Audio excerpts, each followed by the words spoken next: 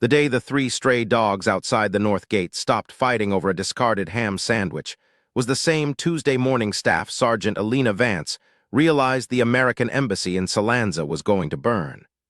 It was 0742, and the humidity was already thick enough to coat the lungs, smelling of scorched diesel, and the salty, decaying tang of the Mediterranean. Elena stood at Post 1, the primary security monitoring hub, watching the graininess of Camera 4. The dogs had been a fixture for 3 months, a mangy trio of terriers that usually spent their mornings in a chaotic, snapping circle of territorial disputes. Today, they weren't snapping. They were sitting in a perfect, silent row, their heads cocked toward the alleyway that ran parallel to the embassy's service entrance, their tails tucked tight against their ribs. Elena didn't move. She didn't call it in over the net yet. To anyone else in the Marine Security Guard detachment or the high-strung regional security officers in the suit side of the house, it was just 3 dogs being weird. But Elena had grown up in the horse country of Ocala, Florida, where silence wasn't just the absence of noise. It was a physical weight that shifted right before a storm broke or a predator crossed the fence line. She knew how to read the atmospherics of a space the way a sailor reads the pressure in a barometer. She adjusted the weight of her plate carrier, the ceramic inserts pressing against her chest with a familiar, grounding pressure. Her uniform was crisp, the creases in her Marpat utilities sharp enough to cut, but her mind was already outside the perimeter. She was tracing the sound of the city. Salanza was a cacophony, mopeds, street vendors shouting about fresh figs, the distant chime of the cathedral bells, but there was a missing frequency. The flower girl, a 10-year-old named Sophia who usually sat on the corner of Avenue 14, wasn't there. She hadn't been there since 0700. Elena's fingers moved over the console, switching the feed to the thermal overlay of the north gate. "Vance, you're staring again." A voice crackled over her shoulder. She didn't turn. She knew the cadence of gunnery Sergeant Miller's boots on the linoleum. Miller was a 20-year lifer with a face like a topographical map of the Mojave, and he was one of the few people who didn't mistake Elena's stillness for vacancy. "The dog stopped, Gunny," she said, her voice a low, level alto. Miller leaned in, squinting at the screen. "Maybe they finally got full." "They're not full, they're waiting," Elena replied. She pointed to a gray van parked 2 blocks down. "That transit van has been idling for 22 minutes. The exhaust pattern is heavy. It's carrying weight. If it was a delivery, they'd be out by now. If it was a stalled engine, the driver would be under the hood." "Could be a couple of kids making out," Miller suggested, though his eyes narrowed. He respected Vance, even if her hunches made the State Department guys roll their eyes. "At 0742 on a Tuesday, in this heat." Elena shook her head slowly. "The city's heartbeat just dropped 10 beats per minute, Gunny. Look at the foot traffic. People aren't lingering at the newsstand. They're walking fast. They're looking at the ground." "I'll tell the RSO to keep an eye on it," Miller said, reaching for his radio.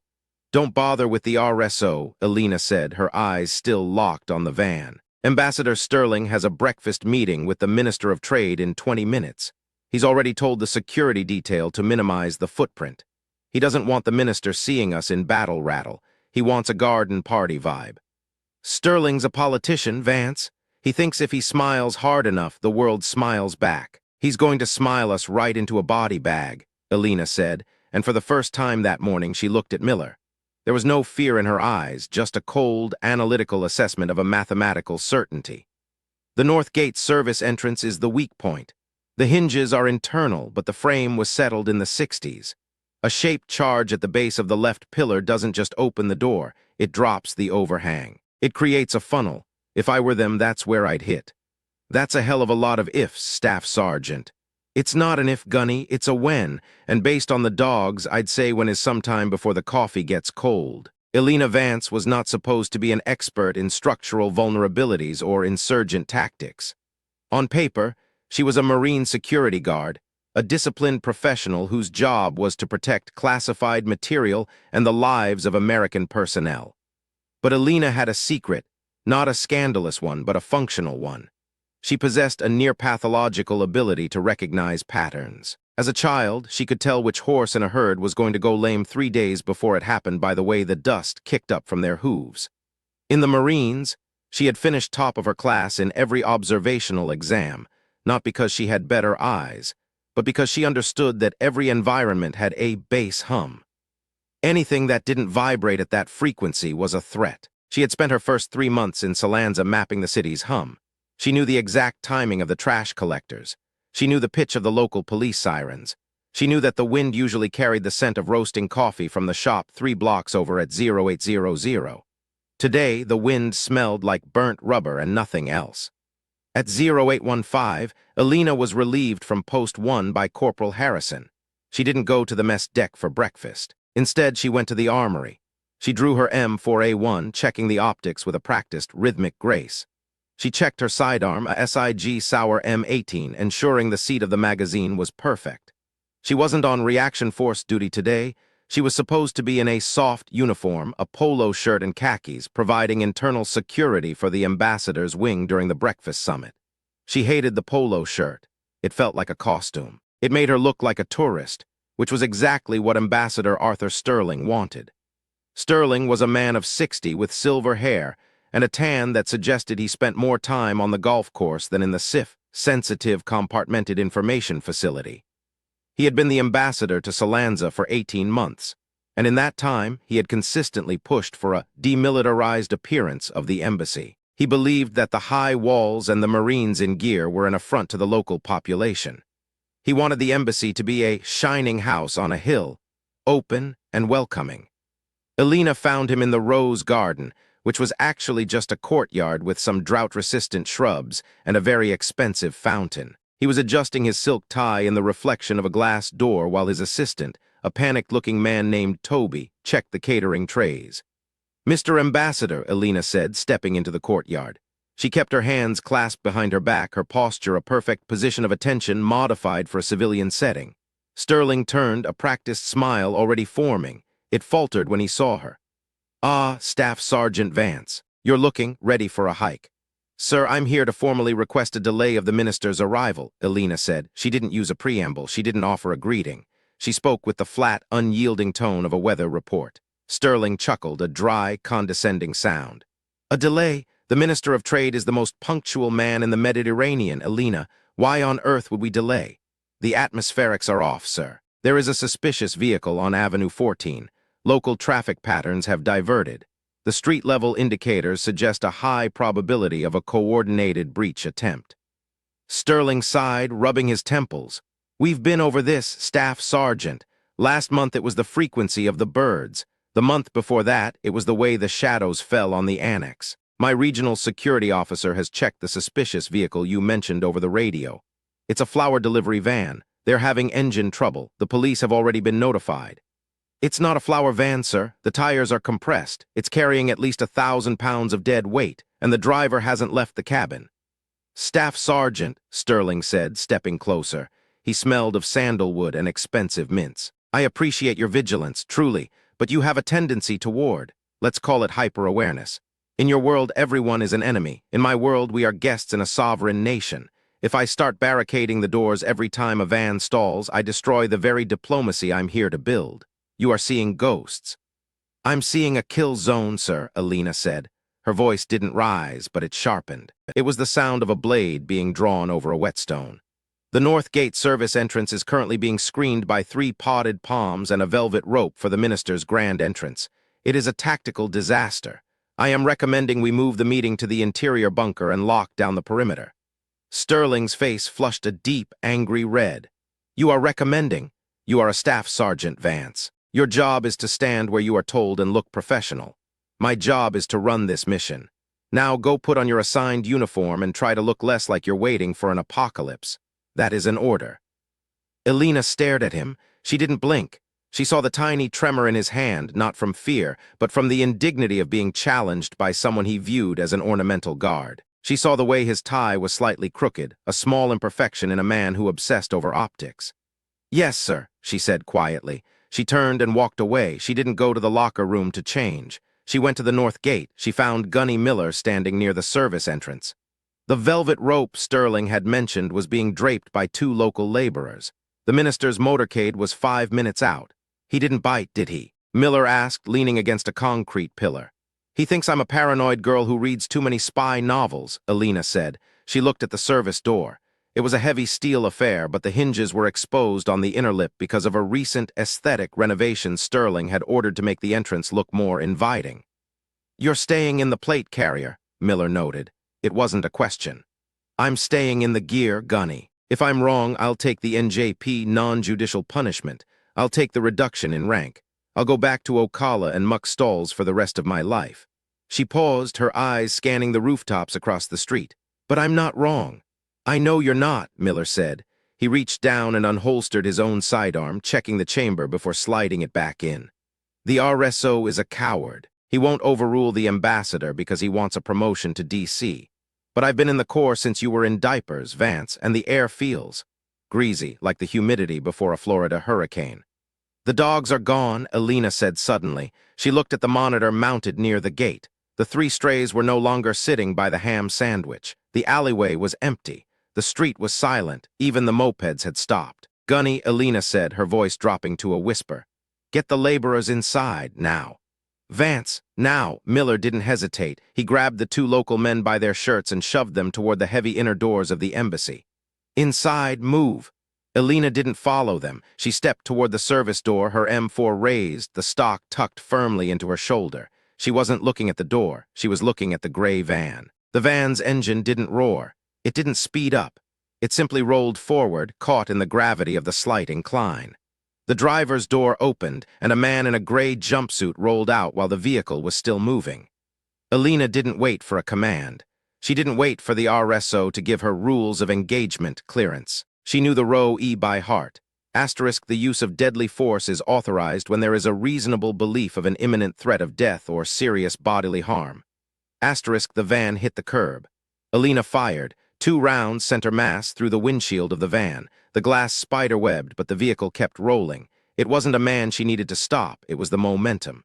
"Contact! Contact North Gate!" Miller's voice screamed into the radio. The world slowed down. This was the dark competence Elena had always lived in.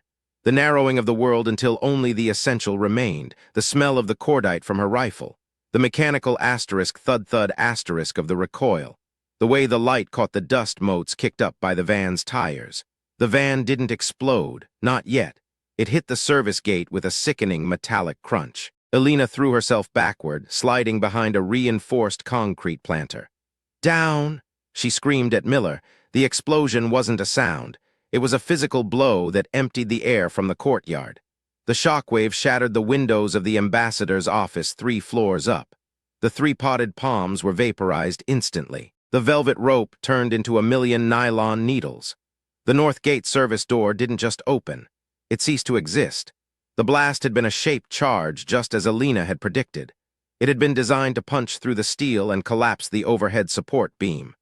The lintel crumbled, a ton of concrete and rebar crashing down, creating a jagged, smoking hole in the side of the embassy. For a heartbeat, there was silence, the absolute ringing silence of a vacuum. Then the screaming started. Elena was the first to move. Her ears were ringing, a high-pitched whine that threatened to drown out her thoughts, but her hands were steady. She checked her rifle, still functional. She checked Miller. He was slumped against the wall, blood trickling from his ears, but he was blinking, his hands clawing for his weapon. "Gunny, stay down." She looked through the smoke. The gray van was a twisted skeleton of blackened metal. Beyond it, 2 more vehicles had swerved into the street, black subs, the windows tinted. Men were pouring out of them. They weren't wearing rags or masks. They were wearing tactical gear, high-end stuff, Cry precision pants, fast helmets, suppressed short-stroke carbines. This wasn't a protest. It wasn't a ragtag group of insurgents. It was a professional hit. "Post 1, this is Vance," she shouted into her comms, but the radio was dead. The blast had fried the local repeater, or they were jamming the frequencies. She stood up.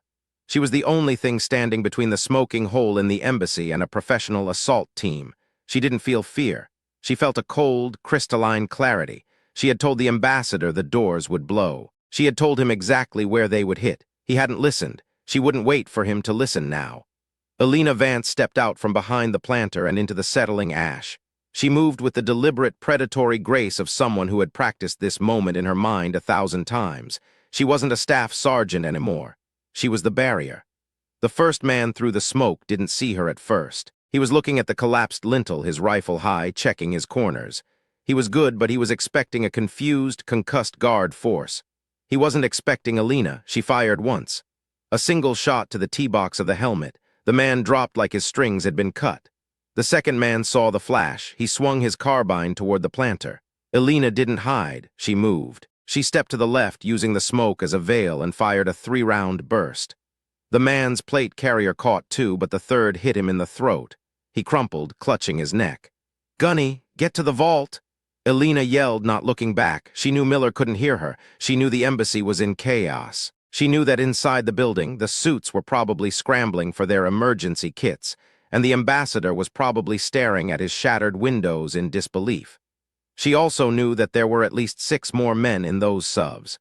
She reached into her pouch and pulled out a flashbang. She didn't throw it at the men. She threw it at the remains of the van. The secondary explosion of the fuel tank provided a fresh wall of fire and black smoke, obscuring the breach. She retreated 3 steps, her eyes never leaving the hole. She wasn't just defending a door. She was defending a failure. The failure of a man who thought he knew better than the people who stood on the line.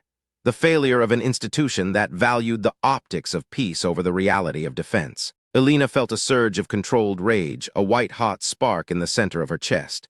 She had done her job, she had warned them, and now she would have to pay the price for being right. The sound of more boots hit the pavement outside. Heavy rhythmic, she checked her magazine, 24 rounds left, 1 spare on her belt, 1 in the rifle. She took a breath, the hot, acrid air burning her throat. "Come on," she whispered, her finger tightening on the trigger. Behind her, deep inside the embassy, she heard the frantic chime of the emergency alarms finally kicking in. The big voice began its automated loop, *lockdown. Lockdown, all personnel proceed to secure areas. This is not a drill.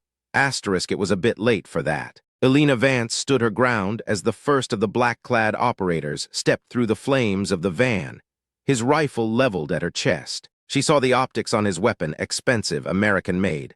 She saw the way he moved, low and fast. She didn't beg, she didn't call for help, she just squeezed the trigger. The bullet struck the man's shoulder, spinning him around, but more were coming. 3, 4, they were using the smoke now, flanking her. Elena felt a sharp, burning sting in her side. She didn't look down, she knew what it was. She shifted her weight, the pain a distant, secondary concern to the sight alignment of her rifle. She fired again, and again. She was a ghost in the smoke, a staff sergeant from Ocala who knew how to read the silence. And even as the world narrowed down to the next target, the next breath, the next heartbeat, she knew one thing for certain. The ambassador would never call her paranoid again, if he lived long enough to apologize. The weight of the situation began to settle into her bones. This wasn't just a breach. It was a decapitation strike. They hadn't hit the main gate because the main gate was designed to take a truck bomb. They had hit the service entrance because it was the one place where the garden party optics had compromised the structural integrity. They had known exactly where the weakness was, which meant they had help. Elena's mind raced through the possibilities. The local laborers, the minister's staff, or someone inside. She didn't have time to process it. A grenade landed 10 feet to her right. She dove behind a heavy oak desk that had been moved to the courtyard for the morning's registration. The blast lifted the desk off the ground, slamming it back down onto her legs. Elena gasped, the air trapped in her lungs. Her legs were pinned. She looked up. The smoke was clearing. The fire from the van was dying down. 3 men were standing in the breach. They weren't rushing now. They were moving with the slow, arrogant confidence of victors. They looked at the shattered courtyard, at the bleeding gunnery sergeant, and at the woman pinned under the desk. One of them, the leader, stepped forward. He raised his carbine, aiming it directly at Elena's head. He didn't fire immediately. He seemed to be savoring the moment, the quiet victory of the professional over the ornamental. Elena looked him in the eye. She didn't flinch. She didn't ask for mercy. She reached for the SIG sour on her hip. Her hand was shaking, not from fear, but from the massive rush of adrenaline and the crushing weight of the desk. She could feel the blood pooling under her utilities. The leader tilted his head, a gesture of almost mocking curiosity. He took a step closer, the muzzle of his weapon inches from her forehead. "Staff Sergeant Vance?" A voice screamed from the balcony above. It was Sterling. He was leaning over the shattered railing of his office, his face pale, his silver hair wild. He was holding a flare gun, the emergency signaling device from his bug-out bag. He fired it. The magnesium flare didn't hit the gunmen, but it hissed through the air, a blinding, white-hot streak of light that momentarily disoriented them.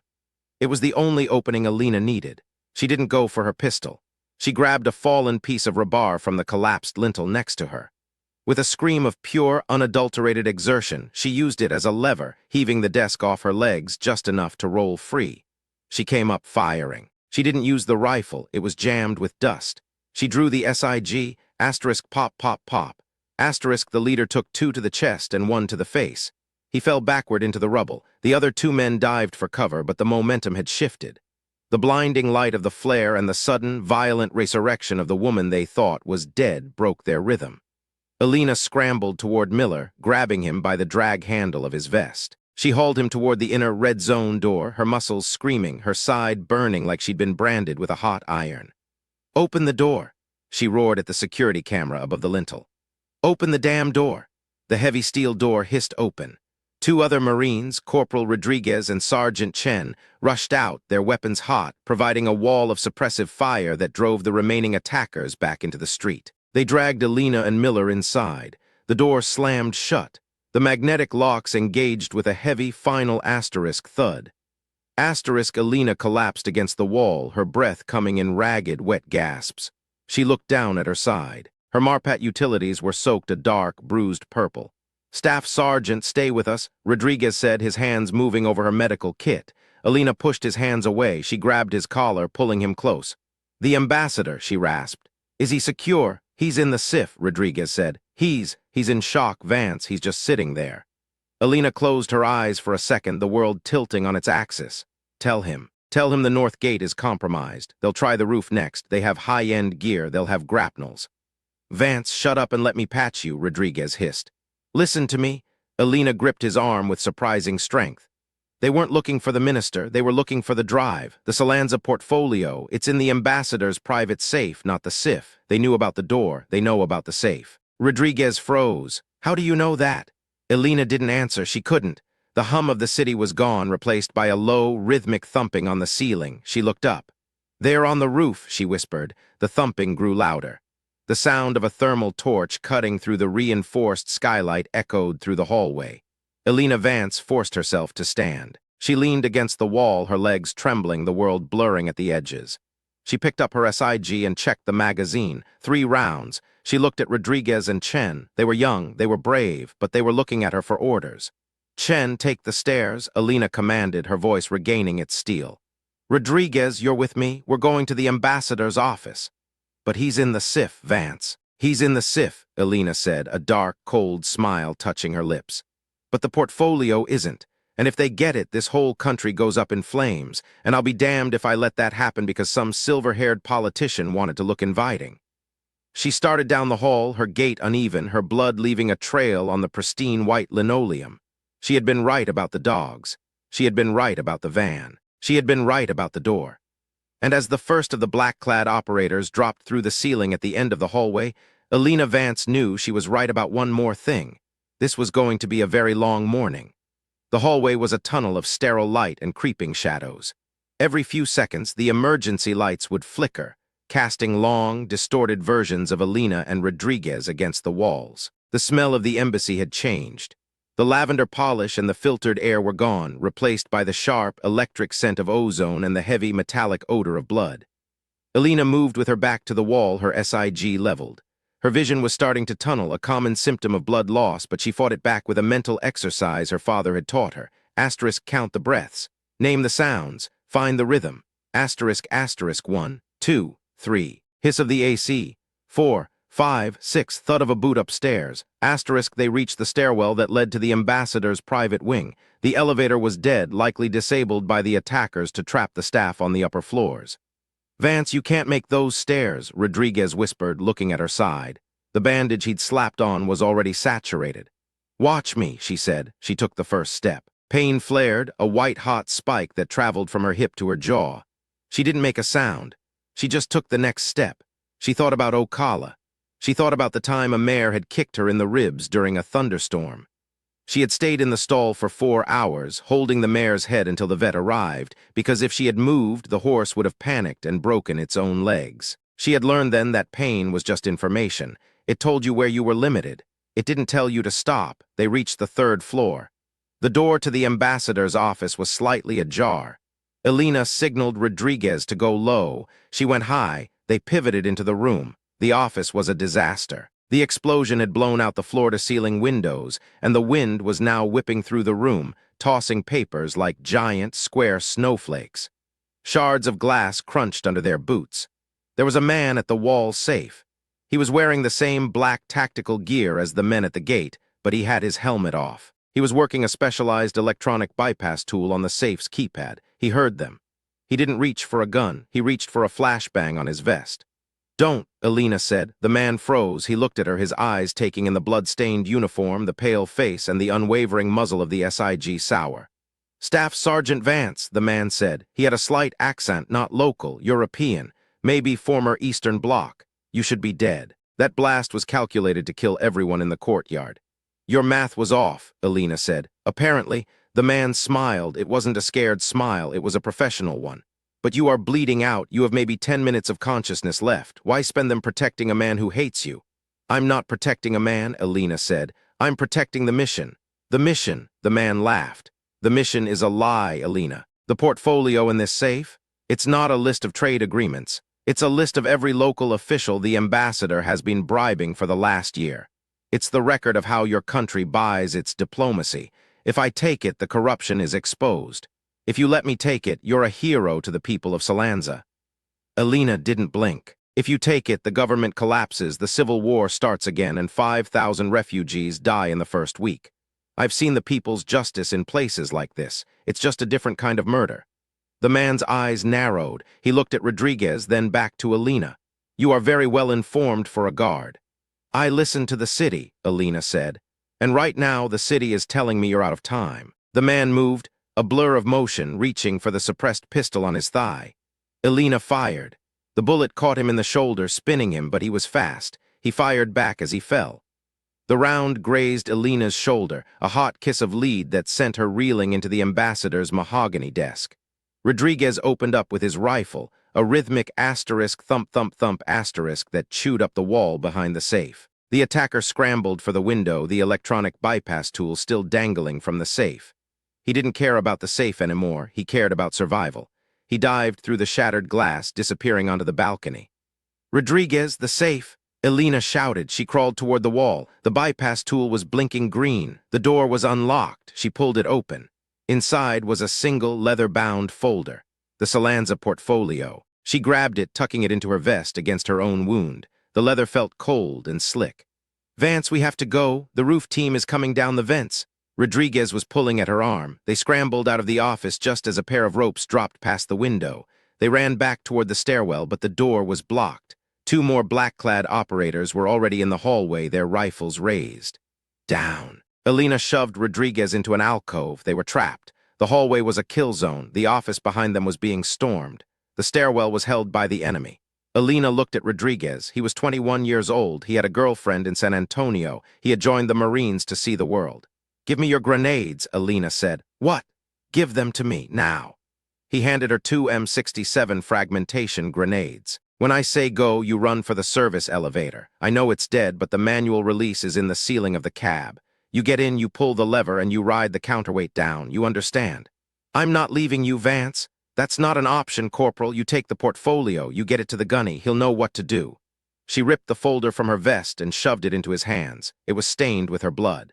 "Go. Vance, go." She didn't wait for him to agree. She stepped out into the hallway, a grenade in each hand, the pins already pulled. She didn't throw them, she just held them. The 2 operators at the end of the hall froze. They were professionals. They knew what a dead man's switch was. If they shot her, her hands would open. The grenades would drop. The hallway and everyone in it would be vaporized.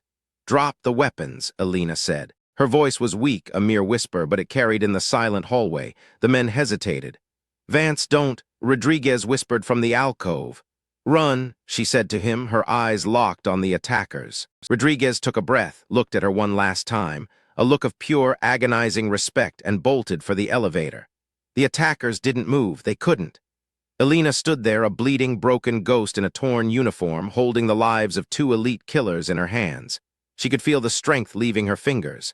She could feel the darkness encroaching, a soft, velvet curtain falling over her mind. She thought about the dogs. She wondered if they had found a new ham sandwich. She thought about her father. She hoped he would understand that she hadn't moved because the horse was still panicking. The sound of the elevator cable snapping, the sound of Rodriguez's escape echoed through the building. Elena smiled. Now, she whispered to the men in the hallway, "Let's talk about your math." But she didn't drop the grenades, because at that exact moment, the heavy fire suppression doors at the far end of the hall, the ones leading to the SIF, blew open. Not from an explosion, but from the sheer overwhelming force of a Marine Quick Reaction Force, QRF, that had finally breached the perimeter from the main gate. "Marines, drop, drop, drop!" The two attackers dived for the floor as a dozen Marines in full combat gear swarmed the hallway, their weapons' lights blinding. Elena didn't drop, she couldn't, she was locked in place. "Vance, pins, put the pins back in." Miller's voice. He was there, his face bandaged, his eyes wide with terror. He reached her just as her knees gave out. He caught her, his large, rough hands closing over hers, holding the spoons of the grenades down. "I've got you, Laney. I've got you. Easy now." Together, they slid the pins back into the grenades. Elena let out a long, shuddering breath. The SIG fell from her holster. The world finally went dark. She woke up 3 days later in a sterile, white room. The air smelled of antiseptic and lemon-scented soap. The hum of an Roman 4 pump was the first thing she heard. She tried to move, but her side felt like it had been sewn together with barbed wire. "Don't try to sit up," a voice said. She turned her head. Ambassador Sterling was sitting in a plastic chair by the bed. He wasn't wearing a silk tie. He wasn't tanned. He looked old, he looked tired, and he was wearing a simple, wrinkled button-down shirt. "Staff Sergeant," he said. Elena tried to speak, but her throat was too dry. He stood up and poured her a glass of water, holding the straw to her lips. She drank greedily. "The portfolio," she rasped. "Rodriguez got it to Miller. Miller got it to the State Department investigators. They're going through it now." Sterling looked at his hands. "I imagine I'll be testifying before a congressional committee within the month. My career is over, Elena." Elena didn't say anything. She didn't feel triumph. She didn't feel pity. "You were right," Sterling said, his voice cracking. "About the van, about the door, about the dogs, I told the RSO that you were unstable. I told him your warnings were a symptom of combat stress." "I know," Elena said. "I was wrong. I was so remarkably, dangerously wrong. If you hadn't been at that gate, if you hadn't stayed at that office." He trailed off. "5 people died in the initial blast, Elena, but because of you, 50 more are going home to their families, including me." He reached into his pocket and pulled out a small velvet box. He set it on the bedside table. "The Commandant is flying in tomorrow," Sterling said. "He'll be presenting you with the Silver Star, but I wanted to give you this first." He opened the box. Inside was a small brass dog tag. It wasn't military, it was a pet tag. "I found it in the courtyard," Sterling said, "near the north gate. It must have belonged to one of those strays you were so worried about." Elena looked at the tag. It was blank, worn smooth by years of friction. "They're back, you know," Sterling added. "The dogs, I saw them this morning. Someone gave them a whole ham." Elena closed her eyes. For the first time in months, the hum in her head was silent. The city was quiet. The mission was over. "Staff Sergeant?" "Yes, sir." "When you're healed. I'd like to hire you, not as a guard, as an advisor. I think I've spent too much time listening to the music and not enough time listening to the silence." Elena Vance looked at the ceiling, the light reflecting off the white paint. She thought about Ocala. She thought about the horses. She thought about the weight of the grenades in her hands and the way the world felt right before it broke. "I'm a Marine, sir," she said quietly. "I think I'll stay where the silence is loudest." Sterling nodded. He stood up, squeezed her hand, a brief, genuine gesture, and walked out of the room. Elena reached out and touched the brass dog tag. It was warm from the sun. She closed her eyes, and for the first time in a very long time, she slept without watching the shadows. The condensation on the plastic water pitcher on Elena's bedside table at Landstuhl Regional Medical Center was the only thing in the room that made sense at 0314 on a Friday morning. It was a precise, mathematical progression of droplets, governed by the laws of physics and the humidity of the ward, unlike the official statement from the Department of State that sat on her lap, printed on heavy, cream-colored bond paper. The statement claimed the attackers at the Salanza embassy were disorganized local insurgents motivated by economic instability. It did not mention the Cry precision combat pants. It did not mention the suppressed, short-stroke carbines. It did not mention the fact that the lead attacker had known the exact secondary bypass code for Ambassador Sterling's private safe. Elena ran a thumb over the edge of the paper. Her side felt like it had been stitched together with heated wire, and the morphine drip was a dull, rhythmic thumping in her veins that she fought to ignore. She needed her mind sharp. She needed the bass hum of her surroundings back, but Landstuhl was a cacophony of artificiality. The hum of the HVAC, the squeak of rubber-soled shoes in the hall, the distant, muffled groan of a soldier 2 doors down who was having a nightmare about a valley in Cunnar. She wasn't supposed to have the statement yet. It had been left accidentally by a woman named Sarah from the Public Affairs Office who had spent an hour trying to coach Elena on how to smile for the upcoming medal ceremony. Sarah had talked about heroism and the American spirit as if she were pitching a soft drink commercial. She hadn't looked Elena in the eye once. Elena looked at the door. The shadow under the frame was wrong. In a hospital, shadows move with the carts. They are long and sweeping. This shadow was stationary, a solid block of darkness that suggested a person was standing exactly 3 feet back from the door, positioned to watch the handle without being seen through the small, reinforced window. She wasn't being protected. She was being watched. The realization didn't bring fear. It brought that familiar, cold clarity, the dark competence that had allowed her to hold 2 live grenades in a hallway while her own blood lubricated the floor. She reached out, her fingers trembling slightly from the nerve damage, and gripped the rail of the bed. She needed to know where Rodriguez was. Corporal Rodriguez had been the one to take the portfolio. He was the only other person who had seen the attacker's face in the office. If they were rewriting the story, Rodriguez was a loose thread. The door opened at 0345. It wasn't the shadow. The shadow stayed put. A man in a white lab coat entered, but he didn't carry a clipboard or a stethoscope.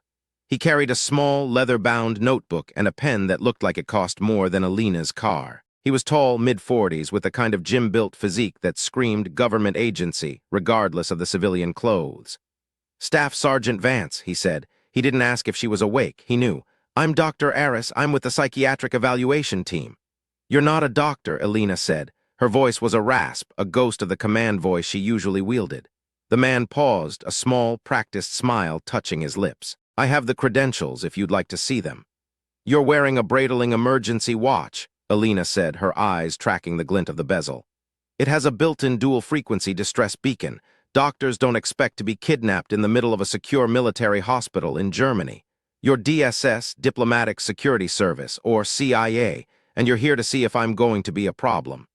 The man, Aris, didn't flinch. He pulled the plastic chair closer to the bed, the screech of the legs on the linoleum sounding like a serrated blade to Elena's ears. He sat down and opened his notebook. "You've been through a traumatic event, Elena. Your perception of reality is currently colored by extreme physical pain and the effects of high-dose analgesics.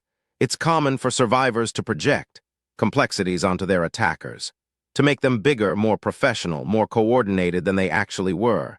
It's a defense mechanism. If the enemy is elite, your failure to prevent the breach is more excusable." "I didn't fail," Elena said. "The breach was authorized by the structural choices of the ambassador. I predicted the hit. I reported the hit. I stopped the hit." "And we are very grateful for that," Aris said, leaning forward. His eyes were like flat, gray stones. "The Silver Star is a high honor. It will mean a great deal to your family in Ocala. It will mean a great deal for your career. You could be an instructor at Quantico. You could lead the detachment in Paris or London. You have a very bright future, Staff Sergeant, as long as the story we tell the public is a story they can understand." "You mean the story where a bunch of angry locals got lucky with a van," Elena said. "It's a cleaner story," Aris replied. "It doesn't involve questions about where the equipment came from. It doesn't involve questions about the portfolio you recovered." "Where is it?" Elena asked. "The folder I gave to Rodriguez." "It's being processed," Aris said smoothly. "Standard procedure for sensitive material recovered during a Tier 1 incident. It's in a SIF at the Pentagon." Elena looked at the condensation on the pitcher again. A single drop had reached the bottom, merging with the puddle on the tray. Asterisk, he's lying. Asterisk, she knew the pattern of a lie. It was the way the breath hitched, the way the cadence of the speech became too rhythmic, like a rehearsed piece of music. Aris wasn't just lying about the folder, he was lying about Rodriguez. "I want to see Corporal Rodriguez," Elena said. "Corporal Rodriguez has been reassigned for his own safety," Aris said. "He's currently at a secure location in Canyons. He's struggling with the aftermath, Elena. Not everyone has your strength." Elena's hand tightened on the bed rail until the knuckles turned white. Rodriguez wouldn't have left without seeing her. He wouldn't have gone back to the States while she was still in a bed in Germany. They had a bond forged in the smell of cordite and the sound of a counterweight falling in an elevator shaft. "Get out," Elena said. Aris didn't move. "Staff Sergeant, I'm trying to help you. Get out." The command wasn't a rasp this time. It was a low, vibrating growl that came from the center of her chest. It was the sound of a predator that had been backed into a corner and was realizing the cage wasn't locked. Aris stared at her for a long moment, his face a mask of professional neutrality. Then he slowly closed his notebook and stood up. "Sleep, Elena. We'll talk again tomorrow. I hope by then you'll see the wisdom of being a hero instead of a whistleblower. Whistleblowers don't get medals, they get early retirement and a lifetime of legal fees." He walked to the door, signaled to the shadow outside, and left. The lock clicked. Elena lay in the dark, her heart hammering against her ribs. The hospital room, which had felt like a sanctuary 2 days ago, now felt like a coffin. She looked at her Roman 4 line. She looked at the window. She had to get out. But she couldn't move. Her side was a mess of staples and gauze, and her left leg was still mostly numb. She was a staff sergeant in the United States Marine Corps, one of the most highly trained observers on the planet, and she was currently less mobile than a newborn foal. She closed her eyes and began to map the room. Not the physical room, the operational one. The nurse came in every 2 hours for vitals. Shift change was at 0700. The floor was Ward 7, which meant she was in the surgical recovery wing. There were 2 exits, the main elevators and the service stairs at the end of the hall. The shadow outside her door was a professional, likely DSS, which meant he was trained but bored. Boredom was a tactical vulnerability. She needed a tool. She reached for the bedside table, her fingers searching the drawer. Plastic spoon, napkins, a small orange bottle of antiseptic wash. A pair of blunt-tipped bandage scissors the nurse had left behind after changing her dressing that afternoon. She took the scissors. They weren't much, but the pivot screw was loose. She worked it back and forth, using the edge of the metal drawer to provide leverage. It took 20 minutes of agonizing, silent effort, each movement sending a fresh wave of pain through her torso, but finally the screw gave way. She had 2 6-inch blades of surgical steel. At 0500, the door opened again. It wasn't the nurse. It wasn't Aris. A young man in a set of oversized hospital scrubs slipped inside. He was wearing a surgical mask and a hairnet, but Elena recognized the walk, the slight limp in the right leg, the way the shoulders were perpetually hunched as if expecting a blow.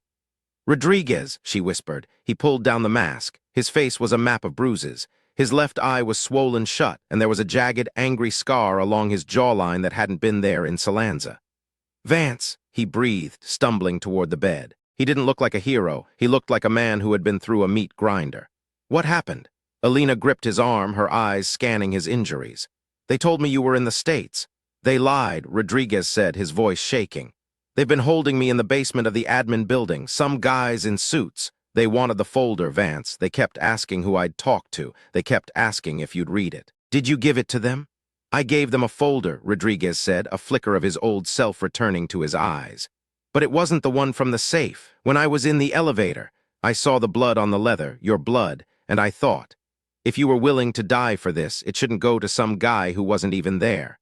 I swapped it with a stack of registration forms from the desk in the hall." Elena felt a surge of pride so sharp it rivaled the pain in her side. "Where is the real one?" "I hid it in the embassy before the QRF got us inside the bird. There's a loose floor plate in the secondary security booth under the rack for the riot shields. I figured if I didn't have it on me, they couldn't take it." "They're going to kill you, Rodriguez," Elena said, her voice flat. "They're going to kill us both." "I know," he said. "That's why I'm here. I took these scrubs from the laundry. There's a transport van leaving for Ramstein Air Base in 20 minutes. It's carrying laundry and medical waste. If we can get to the loading dock, we can get out of the cordoned area." "I can't walk," Elena said, looking at her leg. "You don't have to," Rodriguez said. He stepped back and pulled a wheelchair from the shadows of the hallway. He had been holding the door open with his foot, the shadow guard nowhere to be seen. "Where's the guard?" Elena asked. "I pulled the fire alarm in the psychiatric wing 2 floors down," Rodriguez said. "Every suit on the floor went to investigate. They think it's a distraction for a breach. They don't think someone's trying to leave." Elena looked at him, really looked at him. He was terrified. His hands were shaking so hard he could barely grip the handles of the wheelchair. But he was there. He had come back for her. "Help me up," she said. The transition from the bed to the chair was a descent into a private hell. Elena's side felt like it was tearing open, the staples straining against her skin. She bit her lip so hard she tasted copper, but she didn't make a sound. She couldn't afford a sound. Rodriguez threw a thin hospital blanket over her legs, hiding the surgical steel blades she had tucked into her waistband. He put the surgical mask back on her face. "Lean your head back," he whispered. "Look like you're sedated." They moved out into the hall. The bass hum of the hospital had shifted. It was frantic now, the distant wail of the fire alarm, the shouting of orders from the stairwell. The air felt charged with static. They reached the service elevator. Rodriguez hit the button, his thumb hovering over the L for loading dock. The doors opened. Inside was a man in a dark suit. He wasn't moving. He was just standing there, his arms crossed, his eyes fixed on the floor. He looked up as the wheelchair entered. Elena didn't breathe. She kept her head tilted, her eyes half closed. Through the veil of her eyelashes, she saw the man's hand move toward his belt. *DSS. "He knows, wait," the man said as the doors began to close. Rodriguez froze. The man stepped forward, looking down at Elena. "Is this the patient for the 0515 transfer?" "Yes, sir," Rodriguez said, his voice remarkably steady. "Post-op complications. Moving her to ICU-B for monitoring." The man leaned in closer. Elena could smell his aftershave, something sharp and expensive like pine and old money. He reached out a hand toward the blanket on Elena's lap. Elena didn't wait. She drove the surgical blade into the man's thigh. It wasn't a killing blow. She didn't want a body. She wanted a distraction.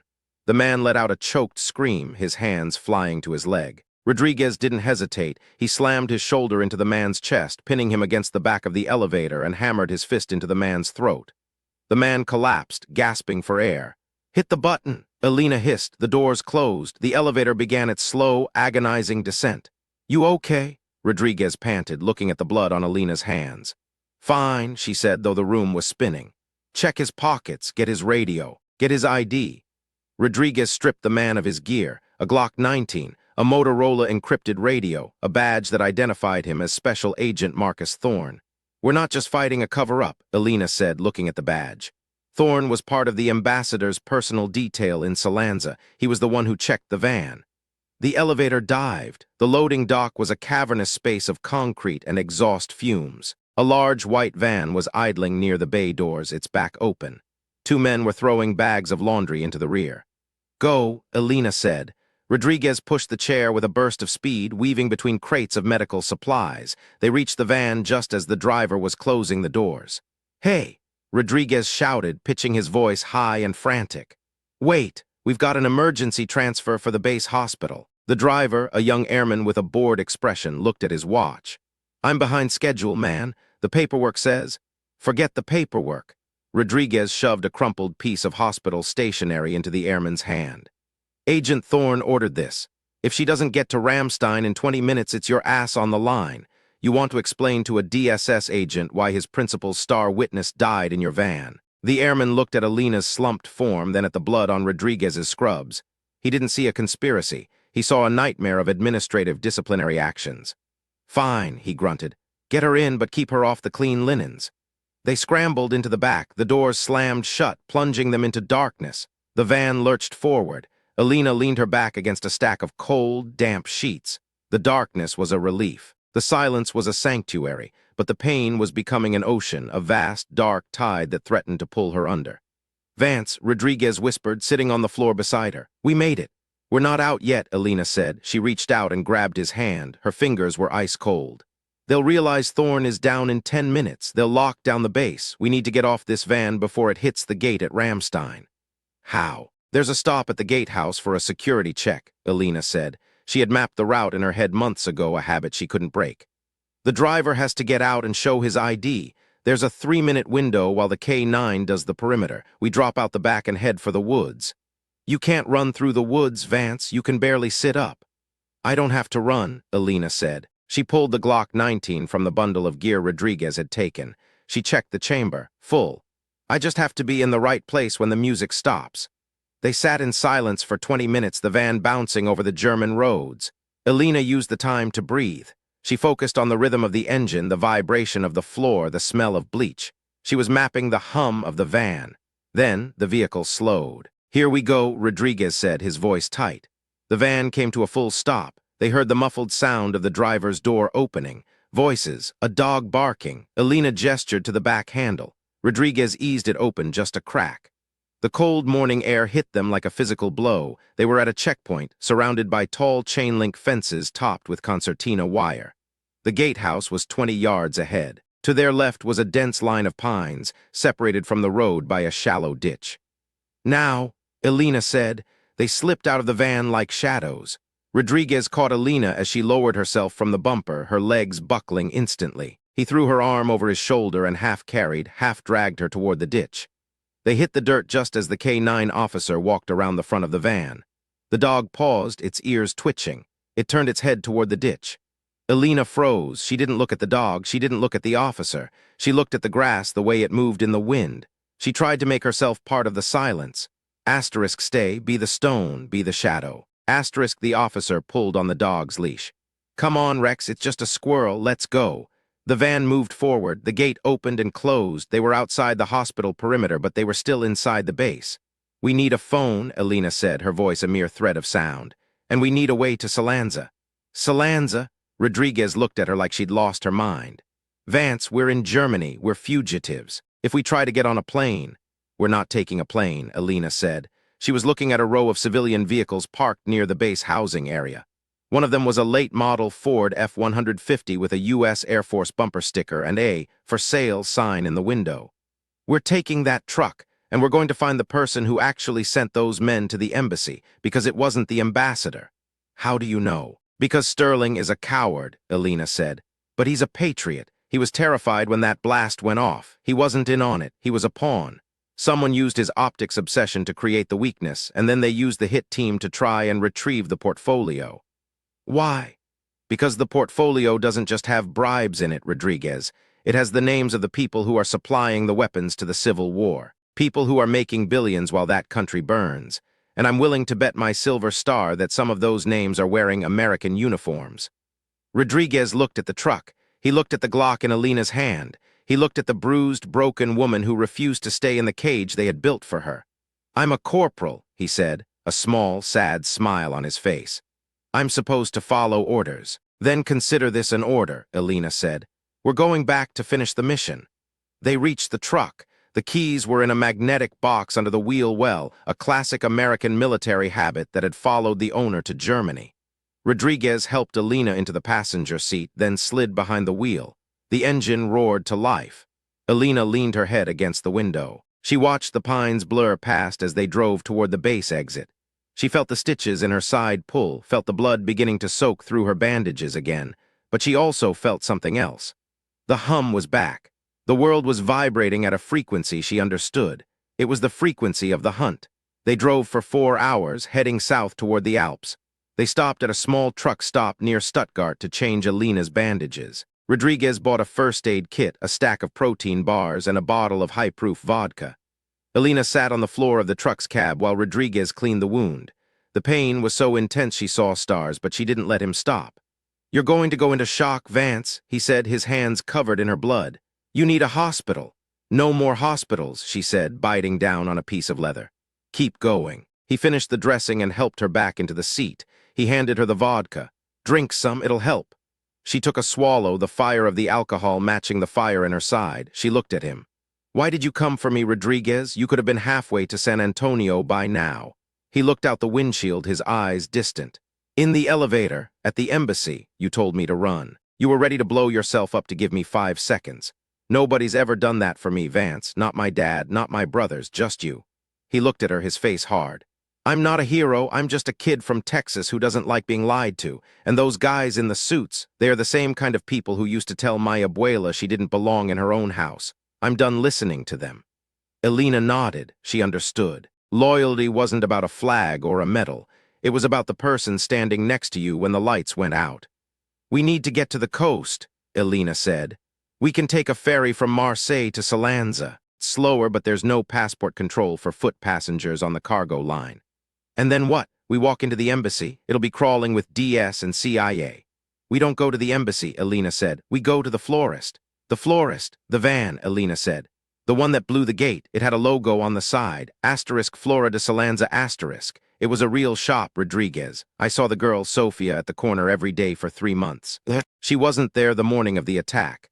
That means her family was either threatened or paid off. Either way, they know who hired the van. They crossed the French border at dusk. The scenery changed, the jagged peaks of the Alps giving way to the rolling hills of the Provence.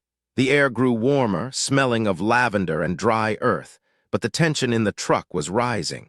Elena had been watching the mirrors. For the last 50 miles, a silver Mercedes had been trailing them, staying exactly 3 car lengths back. It didn't matter how much Rodriguez varied his speed, the Mercedes stayed glued to their bumper.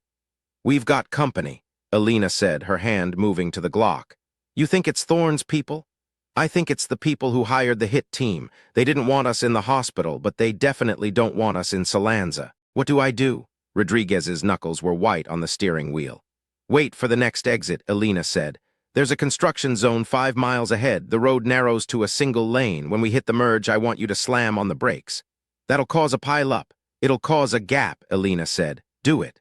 They hit the construction zone. Orange cones lined the road, the asphalt chewed up and dusty. The Mercedes moved in closer, clearly preparing to ram them. "Now!"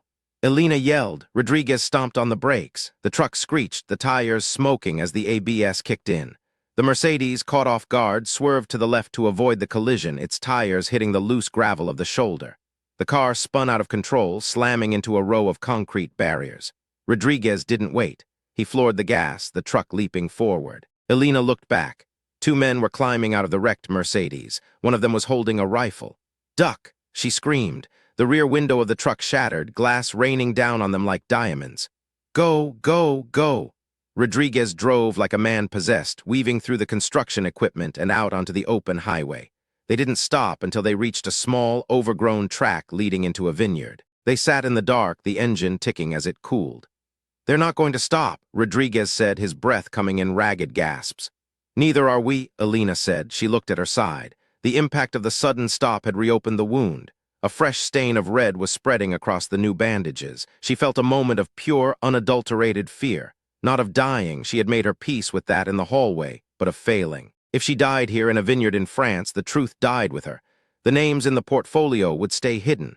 The war in Salanza would keep grinding, and the men who had murdered her friends would keep their medals. She reached into her pocket and pulled out the brass dog tag Sterling had given her. She ran her thumb over the smooth metal. Asterisk, "I think I'll stay where the silence is loudest." Asterisk, she looked at Rodriguez. "We need to leave the truck. They'll have the plates by now. And go where? There's a train station 3 miles from here, a local line. It'll take us to the coast." "Vance, you can't walk 3 miles. "I can walk 3 miles if you're the one carrying the Glock," she said, a ghost of a smile on her face. "Now, give me that vodka. I need to cauterize this thing." The next hour was a blur of agony and fire. Elena used the cigarette lighter from the truck and the vodka to seal the worst of the bleeding.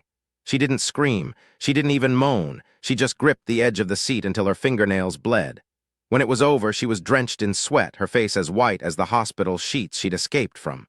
"Okay," she said, her voice a whisper. "Let's go."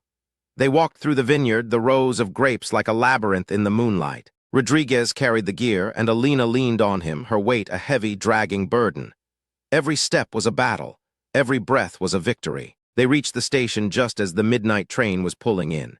It was a small, 2-car affair, mostly empty. They slipped into the back car and sat in the shadows.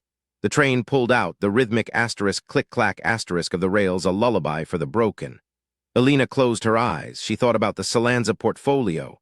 She thought about the names. Asterisk, who are you? Asterisk, she wondered. Asterisk, who are you that you're worth all this blood? Asterisk, she didn't have the answer yet, but she knew where to find it. They arrived in Marseille at dawn. The port was a chaotic forest of masts and cranes, the air thick with the smell of fish and diesel. They found the cargo ferry, a rusted hulk of a ship named the Asterisk Mediterranean Queen Asterisk. Rodriguez paid the captain in cash, the rest of the money he'd taken from the admin building's petty cash drawer. The captain didn't ask for IDs. He didn't ask why the woman was bleeding. He just pointed to a small, cramped cabin in the bowels of the ship. "We leave in an hour," the captain said. "Don't come on deck until we're in international waters." They huddled in the cabin, the walls sweating with dampness. Elena lay on the narrow bunk, her eyes fixed on the ceiling. "Vance," Rodriguez said. "Yeah." When this is over, what are you going to do if we survive? Elena thought about it. She thought about Ocala. She thought about the horses. She thought about the way the dust kicked up from their hooves when they were about to go lame. I'm going to find a place where the dogs don't fight over sandwiches, she said. And then I'm going to sleep for 1,000 years. Sounds like a plan, Rodriguez said. He sat on the floor, his back against the door, the Glock in his lap. Elena watched him. She saw the way his hands had stopped shaking. She saw the way his eyes had hardened. He wasn't a kid from Texas anymore. He was a Marine, and he was the only thing standing between her and the dark. The ship's engines groaned to life, a deep, vibrating thrum that Elena felt in her teeth. The cabin began to sway. They were moving. They were going back to the fire. The crossing took 18 hours. 18 hours of Elena drifting in and out of a feverish sleep, her mind haunted by the images of the embassy, the blast, the smoke, the man at the safe. She saw his face again and again. The professional smile, the cold, gray eyes, asterisk, you are very well informed for a guard. Asterisk, why had he said that? How did he know who she was? The realization hit her like a physical blow. Asterisk, the portfolio. It wasn't just in the safe. It was being compiled by someone who was watching me. Asterisk, she sat up, the room spinning. Rodriguez, he was awake in an instant. What's wrong? The hit team, they weren't just after the folder, they were after me. Aris Thorne, they didn't want to silence me because I saw the attack. They wanted to silence me because I was part of the record. I don't understand, Rodriguez said. The ambassador's portfolio. It wasn't just about bribes, it was a surveillance log. Sterling was paranoid, Rodriguez. He was recording everyone, every visitor, every contractor, every guard. He was documenting the corruption because he wanted leverage. And he used the security feed from the North Gate, the feed I was monitoring, to track the deliveries. The flower van, Rodriguez said, the pieces falling into place. Exactly. The van wasn't a delivery. It was a courier service. It was how the weapons were being moved into the city, and because I was the one who noticed the pattern, I was the one who could prove it. So the attack wasn't just a breach, Rodriguez said. It was a cleanup operation. They wanted the records, and they wanted the person who could explain them. And now we're heading right back into their hands, Elena said. She looked at the small porthole. The lights of Salanza were visible on the horizon, a glittering, jagged line of fire against the dark sea. The city looked peaceful from a distance, like a garden party. But Elena Vance knew better. She knew the silence. She knew the hum. And as the asterisk Mediterranean Queen asterisk slowed, its bow cutting through the oily water of the harbor, she felt the bass hum of Salanza beginning to vibrate in her bones. It wasn't a peaceful hum. It was the sound of a trap being sprung. Check your weapon, Elena said, her voice like ice. Ready, Rodriguez said. They stood up together, two ghosts on a rusted ship, ready to walk back into the graveyard they had escaped. The ship docked at 2200. They waited until the crew was busy with the offloading before slipping over the side and onto the pier. The air in Salanza was hot and heavy, smelling of salt and decay. The city was quiet, too quiet. The mopeds were gone. The street vendors were gone. Even the dogs were nowhere to be seen. Elena led the way, her gait a stiff, pained shuffle. They moved through the back alleys, staying away from the main thoroughfares. They reached the florist shop at 2330. The windows were boarded up. The sign, asterisk Flora de Salanza asterisk, was hanging by a single hinge. Elena walked to the door. She didn't knock. She leaned her weight against it, her hand on the Glock. The door was unlocked. They stepped inside. The air was thick with the scent of rotting lilies and stagnant water. In the center of the room, sitting on a wooden stool, was the girl, Sophia. She wasn't crying. She was just sitting there, her eyes wide and hollow, holding a small, wilted rose. Sophia, Elena whispered. The girl looked up. She didn't scream. She didn't run. She just pointed toward the back room. He's waiting for you, the girl said in a flat, toneless voice. Elena looked at Rodriguez. He raised his rifle, his eyes scanning the shadows. They moved toward the back room, their boots crunching on the fallen petals. Elena pushed the curtain aside. The room was small, lit by a single flickering bulb. Sitting at a desk covered in ledgers and maps was a man in a crisp American military uniform. He was drinking a cup of coffee, the steam rising in the stagnant air. He looked up as they entered. Staff Sergeant Vance, he said, his voice warm and familiar.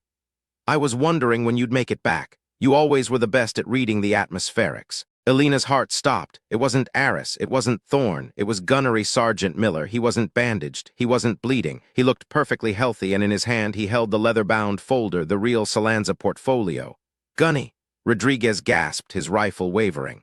Lower the weapon, Corporal, Miller said, his eyes fixed on Elena. You did a good job, both of you. You saved the mission. The mission. Elena's voice was a whisper of pure, unadulterated betrayal. The mission to ensure the right people stay in power, Miller said. He stood up, the chair scraping on the floor. The ambassador was a fool, Elena. He thought he could use this folder to buy his way into a legacy. He didn't realize that the people he was recording, they're the ones who pay our salaries. You were at the gate, Elena said, her mind racing. You were the one who pushed the laborers inside. You weren't saving them, you were clearing the kill zone. It had to look real, Miller said. And it did. You made it look very real, Elena. Your heroism was the perfect cover. The world was so busy looking at the brave Marine with the grenades that they didn't notice the documents being lost in the chaos. He stepped forward, the folder in his hand. But then Rodriguez here had to be a hero too. He had to swap the folder. He made things complicated. They told me you were dead, Elena said. A necessary deception, Miller replied. To see what you would do, to see if you would stay quiet, but you couldn't, could you? You just had to keep listening to the silence. He looked at the folder, then at Elena. Now I have a choice. I can give you the Silver Star and a quiet retirement. Or I can finish what the hit team started. Elena looked at the man she had trusted, the man who had been her mentor, her friend, her brother-in-arms. She saw the topographical map of his face, the Mojave eyes she had respected, and then she saw the truth. The bass hum of Gunny Miller wasn't the hum of a Marine. It was the hum of a predator who had forgotten what he was protecting. Give me the folder, Gunny, Elena said. No, Miller said. He reached for the pistol on his hip. But Elena was faster, not because she was younger or stronger, but because she had already mapped the moment. She had seen the way his weight shifted, the way his eyes narrowed, the way the light caught the brass buttons on his uniform. She fired once. The bullet caught Miller in the shoulder, the same place she'd been hit.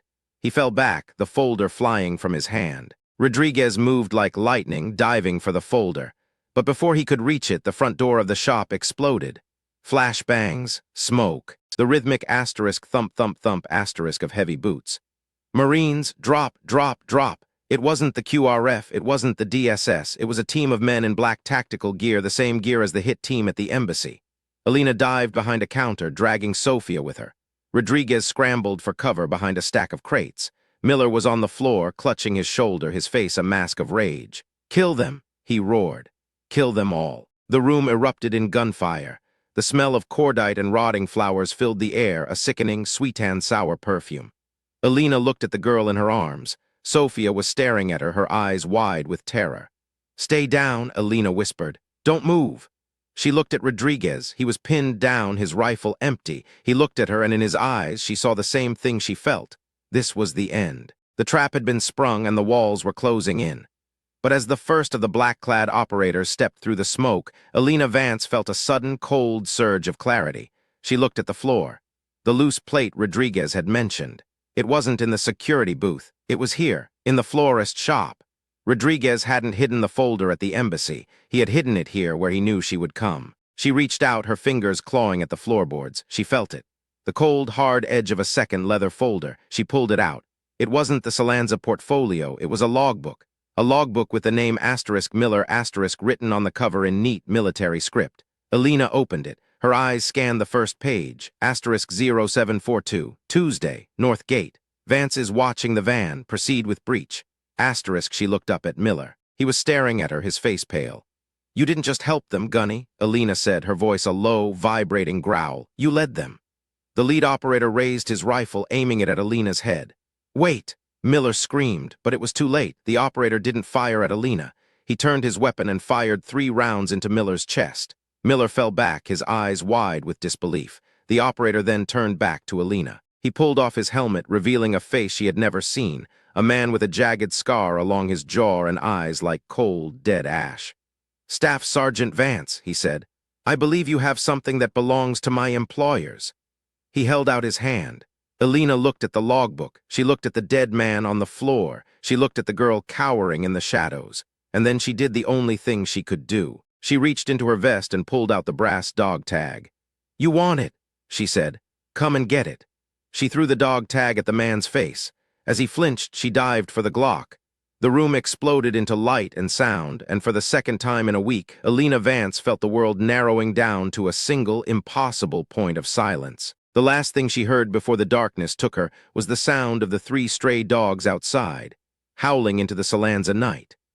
The brass dog tag hit the lead operator's visor with a sound like a penny dropping into a well, a tiny metallic chime that existed in the microsecond before the florist's shop dissolved into a kaleidoscope of glass and gunfire. Elena didn't see the tag hit.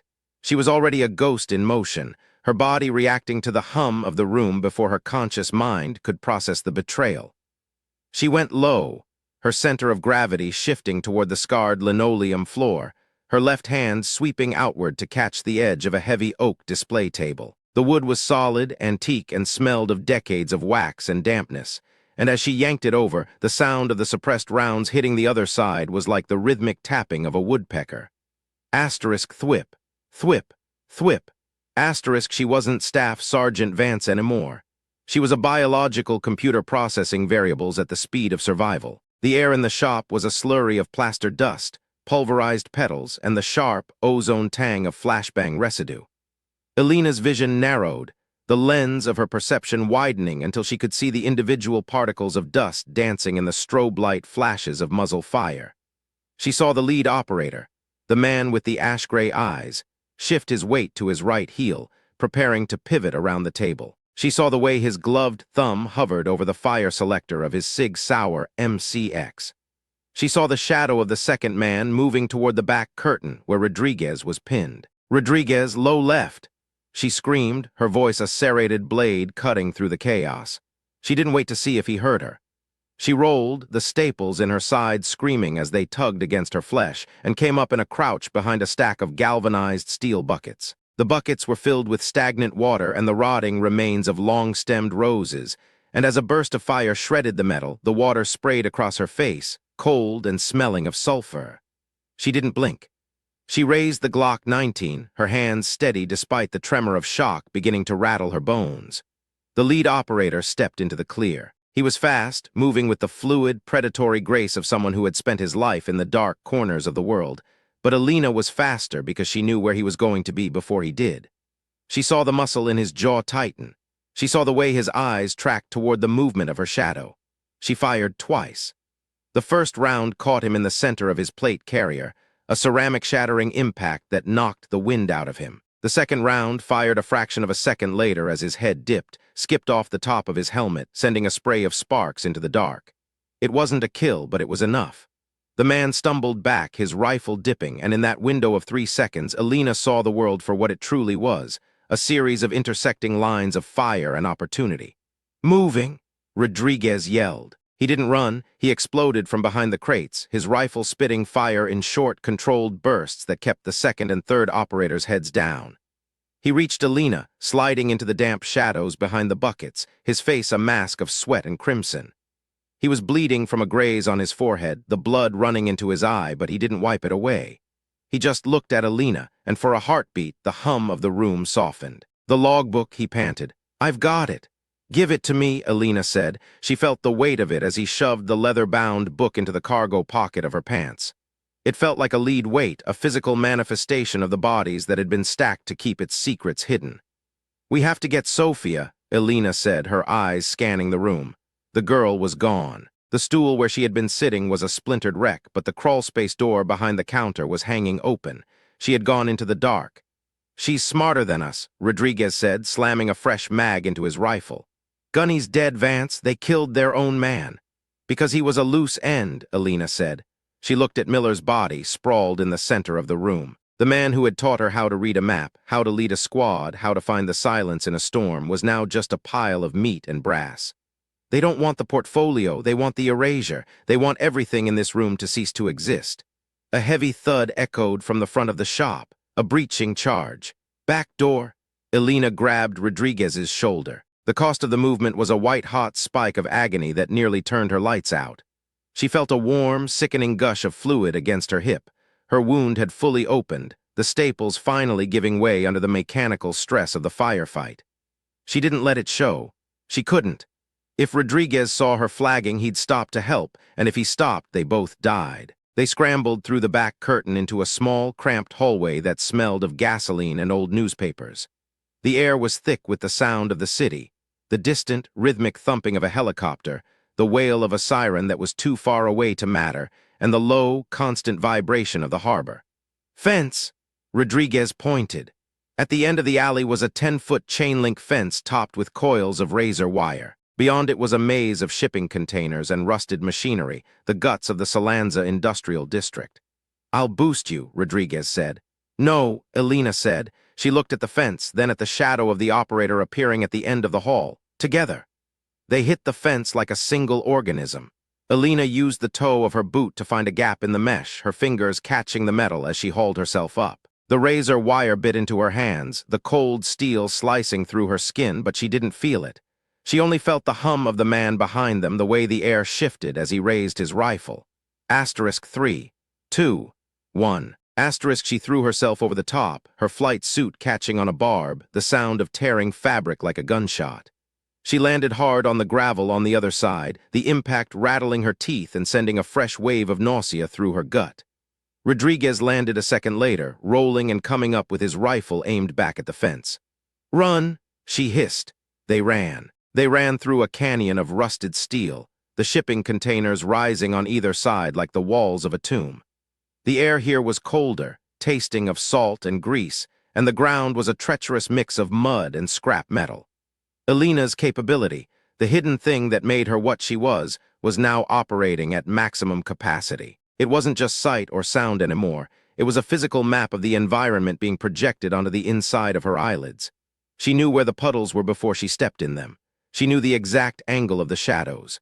She could hear the footfalls of the operators behind them, the way the sound bounced off the corrugated steel, telling her exactly how far back they were. Asterisk 50 yards, closing, asterisk left, she shouted. They ducked between two containers, the space so narrow they had to turn sideways. Elena could feel the cold, damp metal pressing against her chest and back, a crushing weight that made it hard to breathe. Her heart was a frantic bird trapped in her ribs, and her side was a dull, throbbing drum that timed the rhythm of her descent into shock. They emerged into a wider yard, dominated by a massive, rusted gantry crane that loomed over the harbor like a skeletal god. The moon was out now, a pale, uncaring eye that turned the water of the harbor into a sheet of hammered silver. "We're trapped," Rodriguez said, his voice cracking. He was right. Ahead of them was the water, a 30-foot drop into the black, oily depths of the Salanza Basin. To their left and right were more containers, stacked 5 high, creating a dead end. "The crane," Elena said, pointing toward the ladder. "Vance, that's a goddamn crow's nest. We'll be sitting ducks." "The crane has a secondary maintenance walkway that leads to the grain silos," Elena said, her mind clicking through the tactical blueprints she had memorized weeks ago when she was just a bored guard at the embassy. "From the silos, we can reach the rail lines. If we stay on the ground, they'll surround us in 5 minutes. "They're already here," Rodriguez whispered. He was looking at the gap they had just come through. 2 red laser dots were dancing across the gravel, searching for a target. "Go," Elena said, shoving him toward the ladder. "I'll cover." "Like hell you will," Rodriguez said. He grabbed her by the vest, his eyes burning with a fierce, desperate loyalty. "We go together or we don't go." "Rodriguez, shut up and climb, Staff Sergeant." It was the first time he'd used her rank since the hospital. It was a reminder of who they were, of the oath they had taken, of the specific, unyielding bond that existed between 2 people who had seen the worst of the world and decided to fight it anyway. Elena climbed. Every rung of the ladder was a separate battle. Her hands were slick with blood and grease, and her legs felt like they were made of lead and broken glass. She focused on the sound of her own breathing, a ragged, wet whistle, and the rhythmic asterisk clink asterisk of Rodriguez's gear behind her. Halfway up, the first bullet hit the crane. The sound was a deafening asterisk clang asterisk, the vibration traveling through the metal and into Elena's bones. She didn't look down. She couldn't asterisk climb, breathe, climb. Asterisk they reached the maintenance walkway, a narrow strip of grated steel that hummed in the wind. Elena pulled herself onto the platform, her lungs burning, her vision blurring at the edges. She looked back and saw the operators, 4 of them now, standing at the base of the crane. They weren't shooting anymore. They were moving toward the ladder. "They're coming up," Rodriguez said, leaning over the rail to fire a burst. "Let them," Elena said. She wasn't looking at the operators. She was looking at the massive, rusted counterweight at the top of the crane. It was held in place by a series of heavy steel cables and a pneumatic brake system that looked like it hadn't been serviced since the Cold War. "Rodriguez, give me your K-bar." He didn't ask why. He pulled the heavy combat knife from its sheath and handed it to her. Elena moved toward the break housing. The hum here was mechanical, a low, grinding vibration that told her the system was under immense tension. She could feel the pressure of the cables, the way the metal was straining against the rust. She jammed the knife into the primary release valve, using all her remaining strength to lever it open. "Vance, what are you doing?" "Closing the door," she said. The valve gave way with a hiss of pressurized air. For a second, nothing happened. Then the counterweight shifted.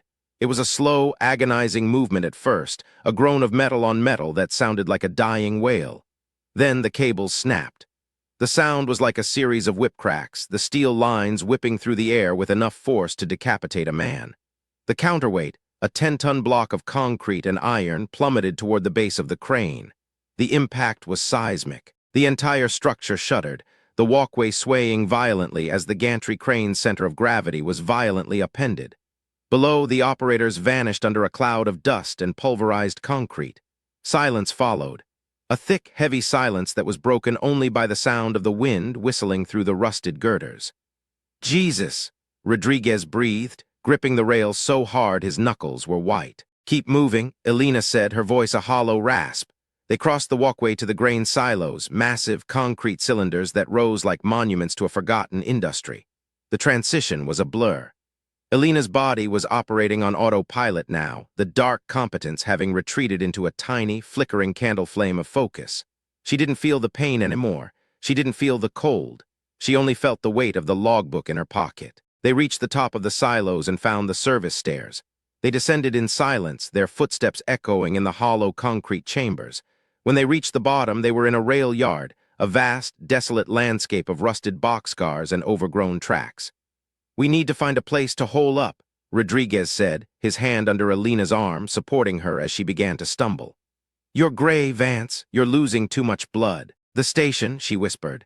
"The old yardmaster's office. It's reinforced." They found the office, a small brick building tucked behind a row of decaying locomotives. The door was locked, but Rodriguez kicked it in, the wood splintering under his boot. The room inside was small and smelled of stale tobacco and damp paper. There was a desk, a couple of chairs, and a small, wood-burning stove that hadn't seen fire in years. Rodriguez lowered Elena onto the floor, his face etched with a frantic, desperate concern. "Stay with me, Vance, stay with me." He ripped open her flight suit, his breath catching as he saw the state of her wound. It was a jagged, angry mess, the flesh raw and weeping, the blood soaked into the fabric of her undershirt. "I have to cauterize it," he said, his voice shaking. "The first aid kit is gone. I lost it on the fence." Elena looked at him. She saw the blood on his face, the fear in his eyes, and the absolute, unwavering loyalty that had brought him this far. "Do it," she said. She watched as he gathered some old newspapers and a handful of dry wood from a crate in the corner. He started a small fire in the stove, the light flickering across his bruised features. He took his K-bar, the one she had used on the crane, and held the blade over the flames. The hum of the room narrowed down to the sound of the fire. Elena felt a strange sense of peace. She wasn't a staff sergeant, she wasn't a hero, she was just a woman in a room with a friend waiting for the fire to be hot enough. "Ready?" Rodriguez asked, his voice a whisper. "Ready." The moment the steel touched her skin, the world ceased to exist. There was no Salanza, no embassy, no Gunny Miller. There was only a white-hot sun that had been birthed inside her hip, a screaming, agonizing light that burned away everything she was. She didn't scream. She didn't move.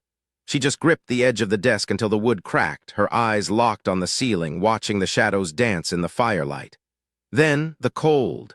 A deep, bone-chilling cold that felt like being plunged into the harbor. "It's over," Rodriguez said, his voice coming from a great distance. "It's over, Elena. You're okay." He was crying. The tears were making clean tracks through the soot and blood on his face, and as he leaned over her, one of them fell onto her cheek. It was the most human thing she had felt in years. "The logbook," she whispered. "I've got it," he said, holding it up. "Read it." He sat back against the wall, the book open on his lap.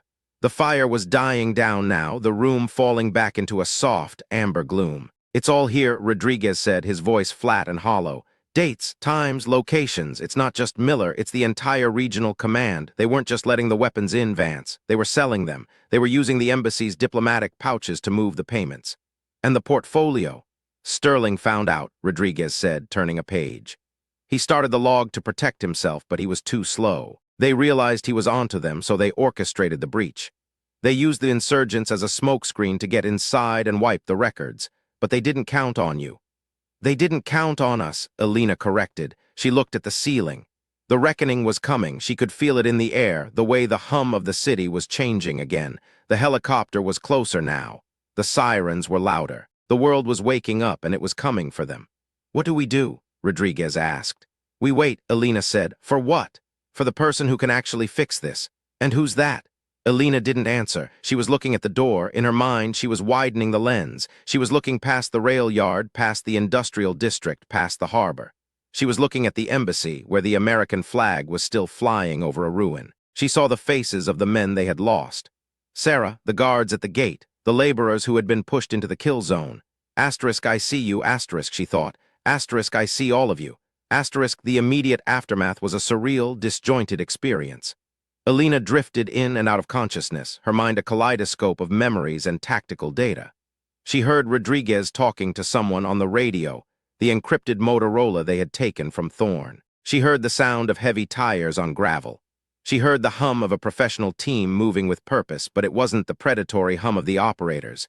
It was something else, something disciplined, something real. The door to the office opened at 0400. Elena didn't reach for her gun. She didn't have the strength. She just watched as a man in a rumpled suit entered. He wasn't tall. He wasn't muscular. He looked like an accountant who had spent too many nights in a row without sleep. He looked at Miller's logbook, which Rodriguez was holding out like a shield. He looked at Elena, sprawled on the floor in a pool of her own dried blood. My name is Assistant Director Vance, the man said. Elena's eyes widened. Vance? No relation, the man said, a small, weary smile touching his lips. I'm with the Office of the Inspector General. We've been looking for this book for 3 years, Staff Sergeant. You took your time, Elena whispered. We didn't know who to trust, the man said. He knelt beside her, his eyes soft. We heard about Salanza, we heard about the hero who held the hallway, but we also heard the reports from Landstuhl. We heard you'd gone rogue. I didn't go rogue, Elena said. I went to work. The man nodded. He signaled to the medics waiting in the hallway. You're safe now, Staff Sergeant, both of you. Elena felt the gurney slide under her. She felt the scratchy wool of a blanket, the pinch of an Roman 4 in her arm. She felt the movement as they carried her out into the cold morning air of Salanza. She looked at Rodriguez, who was walking beside her, his hand on the rail of the gurney. He looked older. He looked like a man who had seen the center of the world and realized it was empty. We're going home, he said. Not yet, Elena said. She looked at the city. The sun was beginning to rise, a pale, pink glow that touched the tops of the grain silos and the rusted gantry crane. The hum was quiet now, a soft, expectant vibration that felt like the world catching its breath. The reckoning hadn't arrived yet. The medals hadn't been polished. The court-martials hadn't been convened. The names in the logbook were still powerful, still dangerous, still capable of making a woman like Elena Vance disappear into the dark. But as the ambulance pulled away from the rail yard, Elena felt the weight of the brass dog tag in her mind. It was a small thing, a simple thing, but it was hers. She closed her eyes and let the silence take her. She was still standing, barely, but she was standing, and in the quiet of the morning she knew that the silence was finally starting to speak back. The road ahead was long, and it was filled with shadows and ghosts and the specific, crushing weight of the truth. But as the bass hum of the ambulance merged with the rhythm of her own heart, Elena Vance realized that she wasn't afraid of the reckoning. She was the reckoning, and she wasn't going to stop until the silence was the only thing left. The ceiling at Landstuhl Regional Medical Center had exactly 412 acoustic tiles in the room where they kept Staff Sergeant Elena Vance, and by the third day, she knew the specific geometry of every water stain and hairline crack. The room smelled of industrial-grade citrus cleaner and the sharp, metallic tang of the antiseptic they used to flush her hip twice a day. It was a sterile, lonely smell that felt like a betrayal of the humid, gasoline-soaked air of the Salanza shipyard. Here, the world was muffled. The hum that usually dictated the rhythm of her life was gone, replaced by the rhythmic, electronic chirp of a pulse oximeter and the heavy, rhythmic tread of the Air Force Security Force's airmen stationed outside her door. She was a hero, they told her. She was also a person of interest. The light in the room was always the same, a flat, fluorescent gray that made her skin look like parchment. She lay perfectly still, her hands resting on top of the white cotton sheet, her fingers tracing the hem with a discipline that the nurses found unsettling. They wanted her to be restless. They wanted her to ask for more morphine.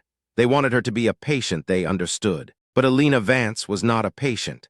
She was a hard drive that had been disconnected from its server, waiting for the system to decide if she was corrupted or essential. The first person to break the silence wasn't a doctor or Assistant Director Vance from the OIG. It was a captain from the Judge Advocate General's Corps named Miller, no relation to the gunny, though the name felt like a physical blow every time he said it. He arrived on the fourth day carrying a leather briefcase that looked like it had cost more than Elena's first car. He didn't sit down. He stood at the foot of her bed, his uniform crisp, his ribbons a row of perfectly aligned promises. "Staff Sergeant Vance," he said, his voice the kind of professional neutral that was designed to be recorded. "I'm Captain Miller. I've been assigned as your preliminary counsel for the duration of the Article 32 investigation." Elena didn't move her head. She just shifted her eyes to him. The hum wasn't back, but a shadow of it was, a faint vibration in the air that told her this man was afraid of her. Not because she was dangerous, but because she was a complication. He was looking at a woman who had killed 4 men in a florist shop and dropped a 10-ton counterweight on a Tier 1 hit squad, and he was trying to figure out how to fit that into a legal brief. "Am I being charged, Captain?" she asked. Her voice was a dry rasp, the result of the intubation tube they'd used during the 4-hour surgery to reconstruct her pelvic girdle. "Not yet," Miller said, and the yet hung in the air like a low-hanging cloud. "But the deaths of the operators at the shipyard have triggered a mandatory inquiry. These weren't insurgents, Sergeant. They were Department of Defense contractors, private security with high-level clearances. On paper, you and Corporal Rodriguez engaged friendly forces." "On paper," Elena said, Gunny Miller was a traitor. "On paper, the embassy breach was an unavoidable tragedy. On paper, I'm supposed to be dead." The captain looked at the door, then back at her. He lowered his voice. "The logbook is in Washington. The OIG has it, along with the digital forensics from the embassy's backup servers. But the people you've implicated, they aren't just names in a book, Vance. They are the architects of the last 2 decades of regional policy. They have friends in the Senate.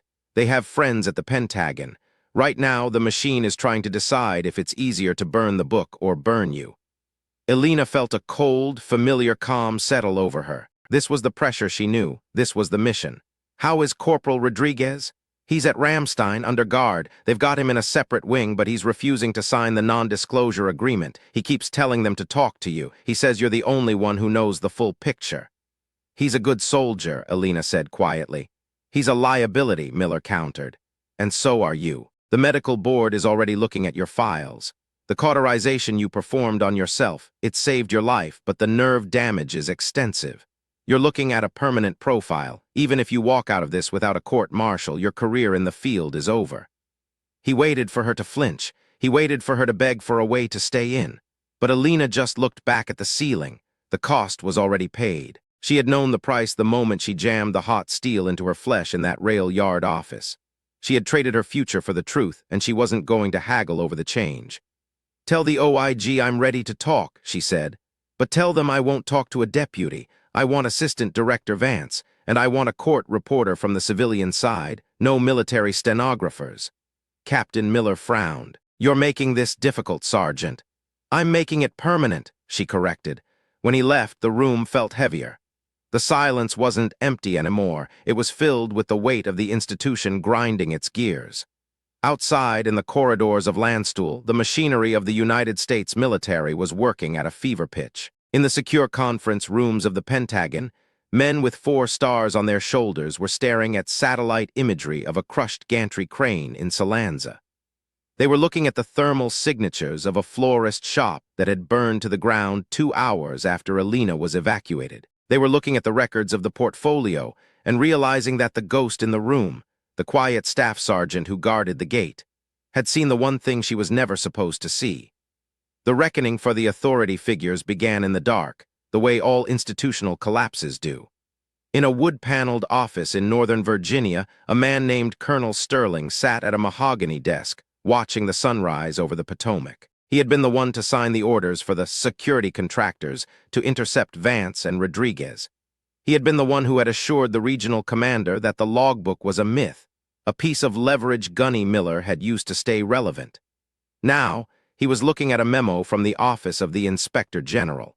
It was a simple request for his travel records and his personal financial disclosures dating back 5 years. It wasn't a subpoena yet, but the ink felt like a death warrant.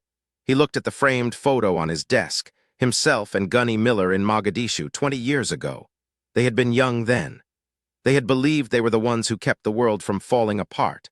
Somewhere along the way, the mission had become the money, and the money had become the mission, and now it was all coming down because of a woman who didn't know how to look away. He picked up his phone and dialed a secure number. "It's me," he said when the line connected. "She's at Landstuhl. She's demanding a civilian reporter. If she gets it, the Salanzer account goes public. We can't let her testify." The voice on the other end was cold, detached. "The situation is being managed, Colonel. Focus on your own paperwork. The sergeant is a hero of the Republic. We're going to give her a medal. And then we're going to make sure she never speaks to a reporter for the rest of her life." Sterling hung up, but his hands were shaking. He knew the look in Elena Vance's eyes. He had seen it in the footage from the embassy's lobby, the way she moved when the first breach happened. She wasn't a hero they could buy off with a silver star and a retirement package. She was a witness, and witnesses were the only thing the institution couldn't kill without leaving a trail. Back at the hospital, the personal cost was arriving in waves. On the 5th day, the physical therapists came. They were 2 young specialists, a captain and a sergeant who didn't know her story. To them, she was just a polytrauma case with a significant history of surgical intervention. They pulled back the sheets, and Elena finally saw what was left of her right side. The wound was a jagged purple canyon, the skin around it puckered and shiny from the heat of the cauterization. It looked like a topographical map of a disaster. When they tried to make her sit up, the world turned into a white-hot scream. Her vision went black, the hum returning in a violent, screeching crescendo that felt like a jet engine starting up inside her skull. "Easy, Sergeant," the therapist said, his hand on her shoulder. "You've got a lot of scar tissue. The femoral nerve was damaged by the heat. We're going to have to take this slow." Elena gripped the side of the bed, her knuckles white, her teeth bared. She didn't make a sound. The pain was a physical weight, a crushing pressure that wanted to fold her back into the mattress, but she forced herself to breathe.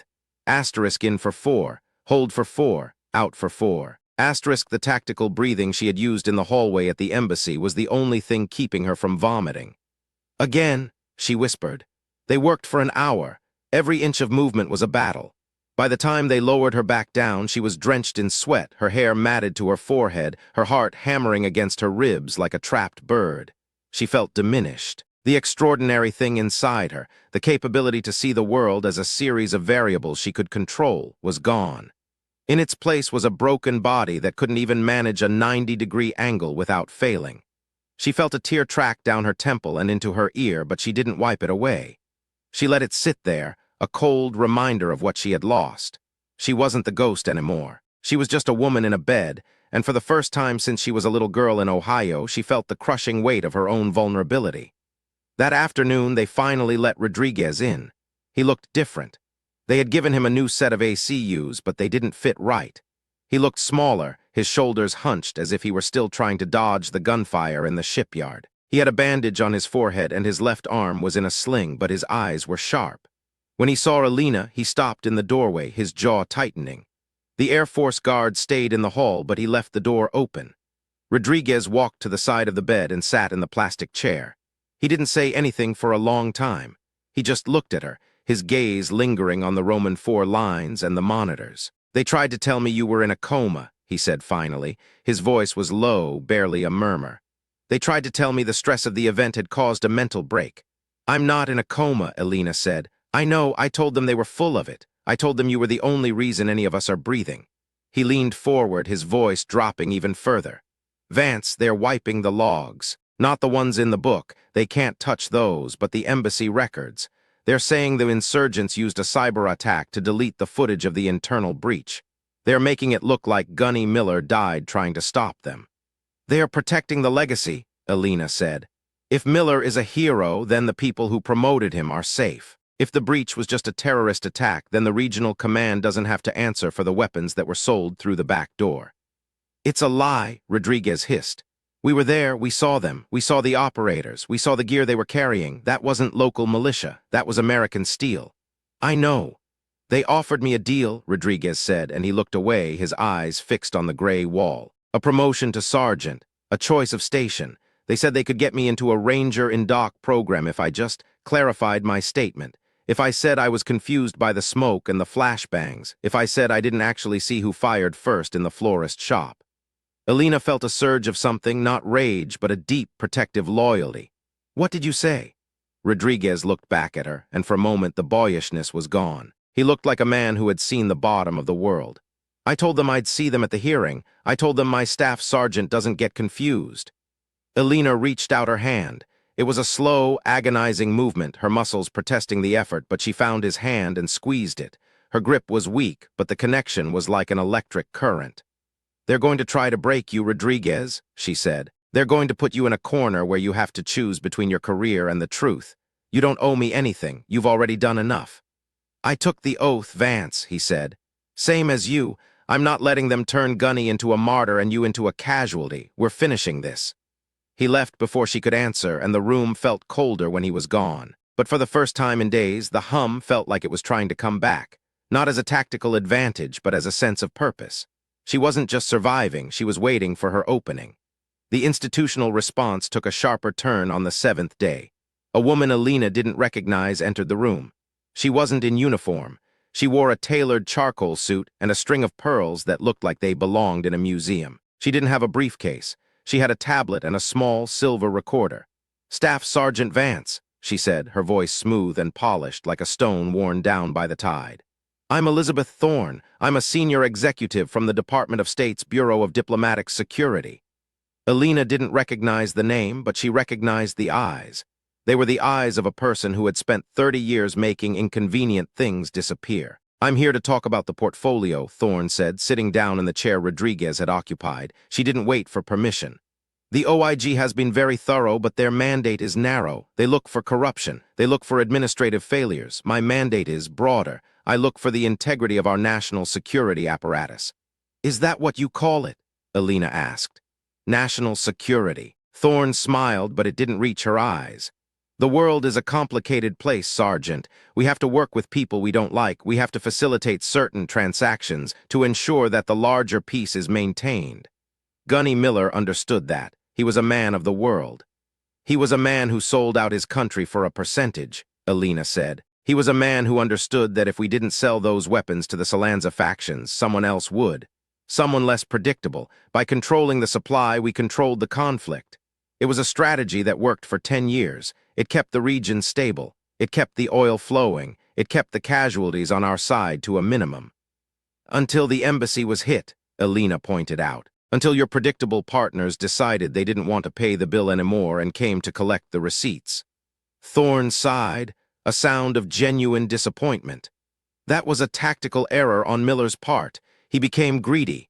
He tried to cut out the middleman, but the error of one man does not invalidate the entire program. The logbook you recovered, it contains names and dates that would compromise 3 active operations in the Mediterranean. If that information goes into a public record, people will die. Not just corrupt colonels, sergeant, real people, assets, families. Elena looked at her. You're here to ask me to lie. I'm here to ask you to be a patriot, Thorne said. The military is going to give you the Distinguished Service Cross. The president is going to sign the citation personally. You will be the face of the new army, a hero who stood against the tide. In exchange, the logbook stays classified for 50 years. The operators you killed will be listed as insurgents. The corruption will be handled internally, quietly, effectively. And Rodriguez? He gets his promotion, he gets his career, he stays a hero too. Thorne leaned forward, her perfume, something floral and expensive, filling the space between them. You're a smart woman, Elena. You have a gift. We've looked at your recruitment scores. We've looked at your performance in the field.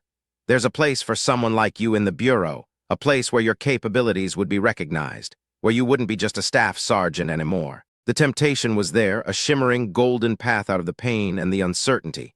She could have her life back. She could have her career back. She could be the hero they wanted her to be. All she had to do was let the truth die in a classified file. Elena thought about the hum. She thought about the way the air felt in the florist shop right before the shooting started. She thought about Gunny Miller's eyes as he died. She thought about the laborers at the embassy who were buried in the rubble, people whose names Thorne didn't know and wouldn't care to learn. The logbook isn't just about weapons, Elena said, her voice steady. It's about the people who were killed to keep it secret. It's about Sarah. It's about the guards at the gate. You want to call that national security. I call it murder. Thorne's expression didn't change, but the air in the room grew cold. She stood up, smoothing her skirt. You're making a mistake, Sergeant. The institution is very old and it is very large. It has a way of protecting itself from people who try to break its silence. You might find that the hero narrative is very easy to rewrite. I've already rewritten it, Elena said. When Thorne left, Elena felt a strange sense of relief. The battle lines were drawn. There was no more ambiguity. They were going to try to bury her, and she was going to make sure they had to dig a very deep hole to do it. The next 3 days were a blur of pain and procedure. The hospital staff became more distant, more clinical. The hero talk vanished. The nurses stopped lingering to ask her about the shipyard. The security forces airman at the door was replaced by a more senior NCO who didn't make eye contact. The isolation was beginning. Elena spent her hours training. Not her body. She could still barely stand, but her mind. She ran through the contents of the logbook, memorizing the names, the dates, the specific transaction codes she had seen in the brief moments she had held it. She turned her capability inward, sharpening her memory until it was a jagged blade. She knew they would take the physical book. She knew they would probably lose the digital copies, but they couldn't take what was inside her head. On the 10th day, the reckoning finally reached the man who had started it all. Colonel Sterling was in his office at the Pentagon when the CID agents arrived. They didn't come in with a flourish. They came in quietly, 2 men in suits and a major from the Provost Marshal's office. They had a warrant for his personal computer and his secure comms. Sterling didn't fight them. He sat at his desk, watching as they bagged his electronics. He looked at the window at the gray October sky. He knew the machine had turned on him. Thorne and the others had decided that he was the necessary sacrifice, the corrupt colonel who would take the fall so the program could survive. He was the loose end they were going to tie off. He thought about calling Elena Vance. He thought about telling her that she was right, that he was sorry, that the world was even darker than she knew. But he didn't. He just stood up, smoothed his uniform, and walked out between the agents. He was a soldier to the end, even if he had forgotten what that meant years ago. The news of his arrest didn't make the papers, but it rippled through Landstuhl like a shockwave. Suddenly, the OIG was back. Assistant Director Vance, the accountant from the rail yard, appeared in Elena's room. He looked even more tired than before, his suit more wrinkled, his eyes more haunted. He sat in the chair and didn't say anything for a long time. He just looked at Elena. Sterling is in custody, he said finally, and 3 of his associates at the embassy. We found the accounts in the Cayman Islands. We found the shell companies. And the program? Elena asked. Vance rubbed his face. The Department of State is claiming equitable privilege. They're moving the files to a secure facility. They're saying the weapons sales were part of a sanctioned, covert operation that Sterling subverted for his own gain. They're painting him as a rogue actor. He wasn't rogue, Elena said. He was the system. I know that, you know that, but the truth is a hard thing to sell to a committee, Vance said. He looked at her, and for the first time she saw a flicker of genuine respect in his eyes. You did something impossible, Sergeant. You broke the circle, but now they're going to try to close it again with you on the outside. What's the move? They're convening a closed-door hearing at the Pentagon in 72 hours. They're flying you and Rodriguez in. It's not a trial, but it's not a conversation either. They're going to ask you for your final statement. If you stick to the rogue actor narrative, you get your medal and your retirement. If you go after the Bureau, they're going to challenge your mental competency. They're going to use your injury and the trauma of the event to say you're suffering from a dissociative break. They'll say the hum you describe is a symptom of PTSD, not a capability. Elena felt a cold chill. They were going to use the best part of her against her. They were going to take her extraordinary gift and call it a sickness. I'm going, she said. Vance, you can barely walk. The flight alone will kill you. I'm going, she repeated, her voice like iron. And I'm not going as a patient. I'm going as a staff sergeant of the United States Army. The final 48 hours were a testament to the dark competence that still lived inside her. Elena refused the morphine. She refused the wheelchair. She forced herself to stand, to walk, to move through the agony until her brain stopped registering it as pain and started registering it as data. She worked with a physical therapist who was too young to know better, pushing herself until she could stay upright for 10 minutes at a time. She had her uniform brought from her locker, the one she had been wearing when she arrived at the embassy. It was clean, but it bore the marks of her journey. The flight suit was gone, replaced by her class of greens. She spent hours polishing her boots, her hands steady, her focus absolute. On the morning of the flight, Rodriguez came to her room.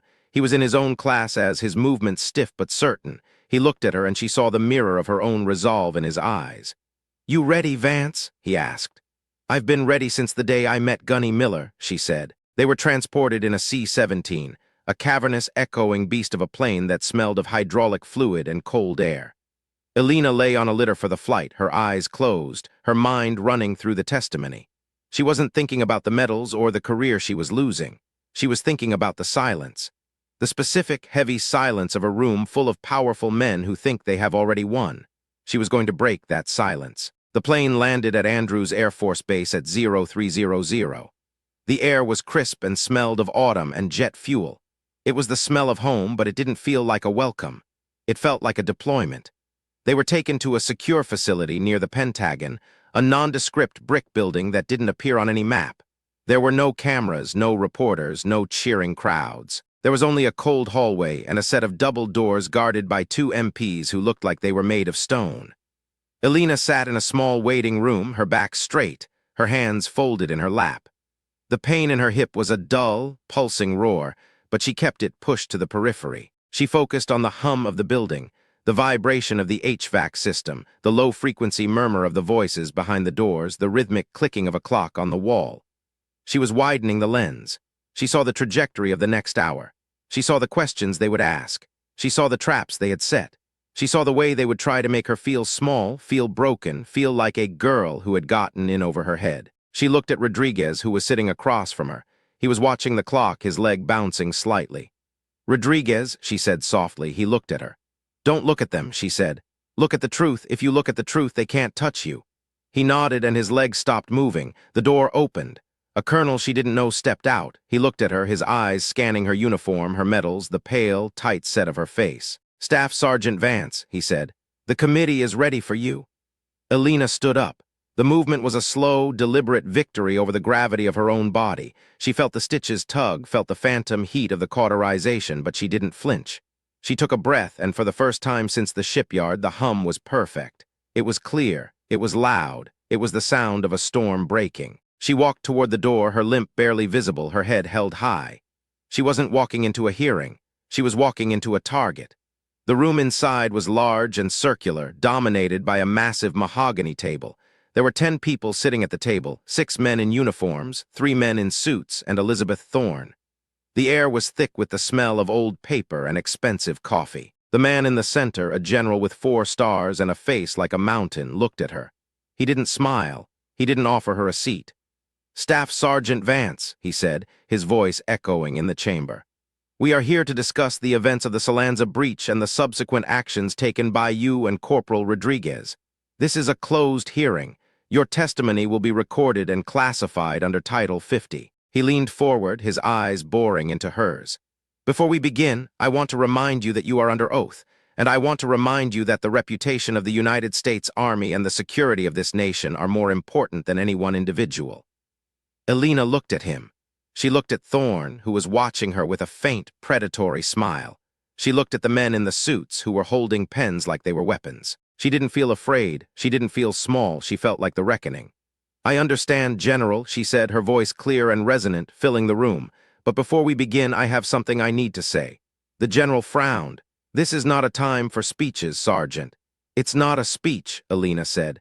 She reached into the pocket of her uniform and pulled out a small, tarnished brass dog tag. She placed it on the table, the metallic asterisk clink asterisk sounding like a gunshot in the silence. "This belonged to an operator who tried to kill me in a florist shop in Salanza," she said. "He was an American. He was carrying a weapon that was sold through the embassy's diplomatic pouch. He was working for a program that you all call national security."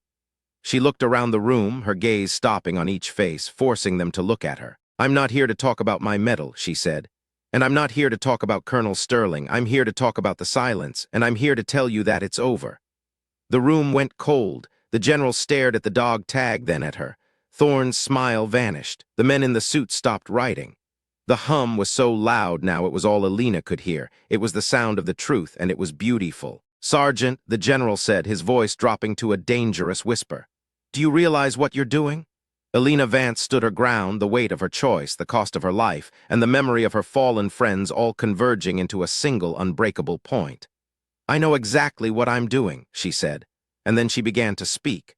For the next 3 hours, the air in the hearing room didn't just grow heavy, it became pressurized. Elena Vance did not sit. She stood at the edge of the mahogany table, her weight shifted slightly to her left to compensate for the fire roaring in her right hip, her eyes never leaving the 4-star general at the center of the arc. She began with the numbers.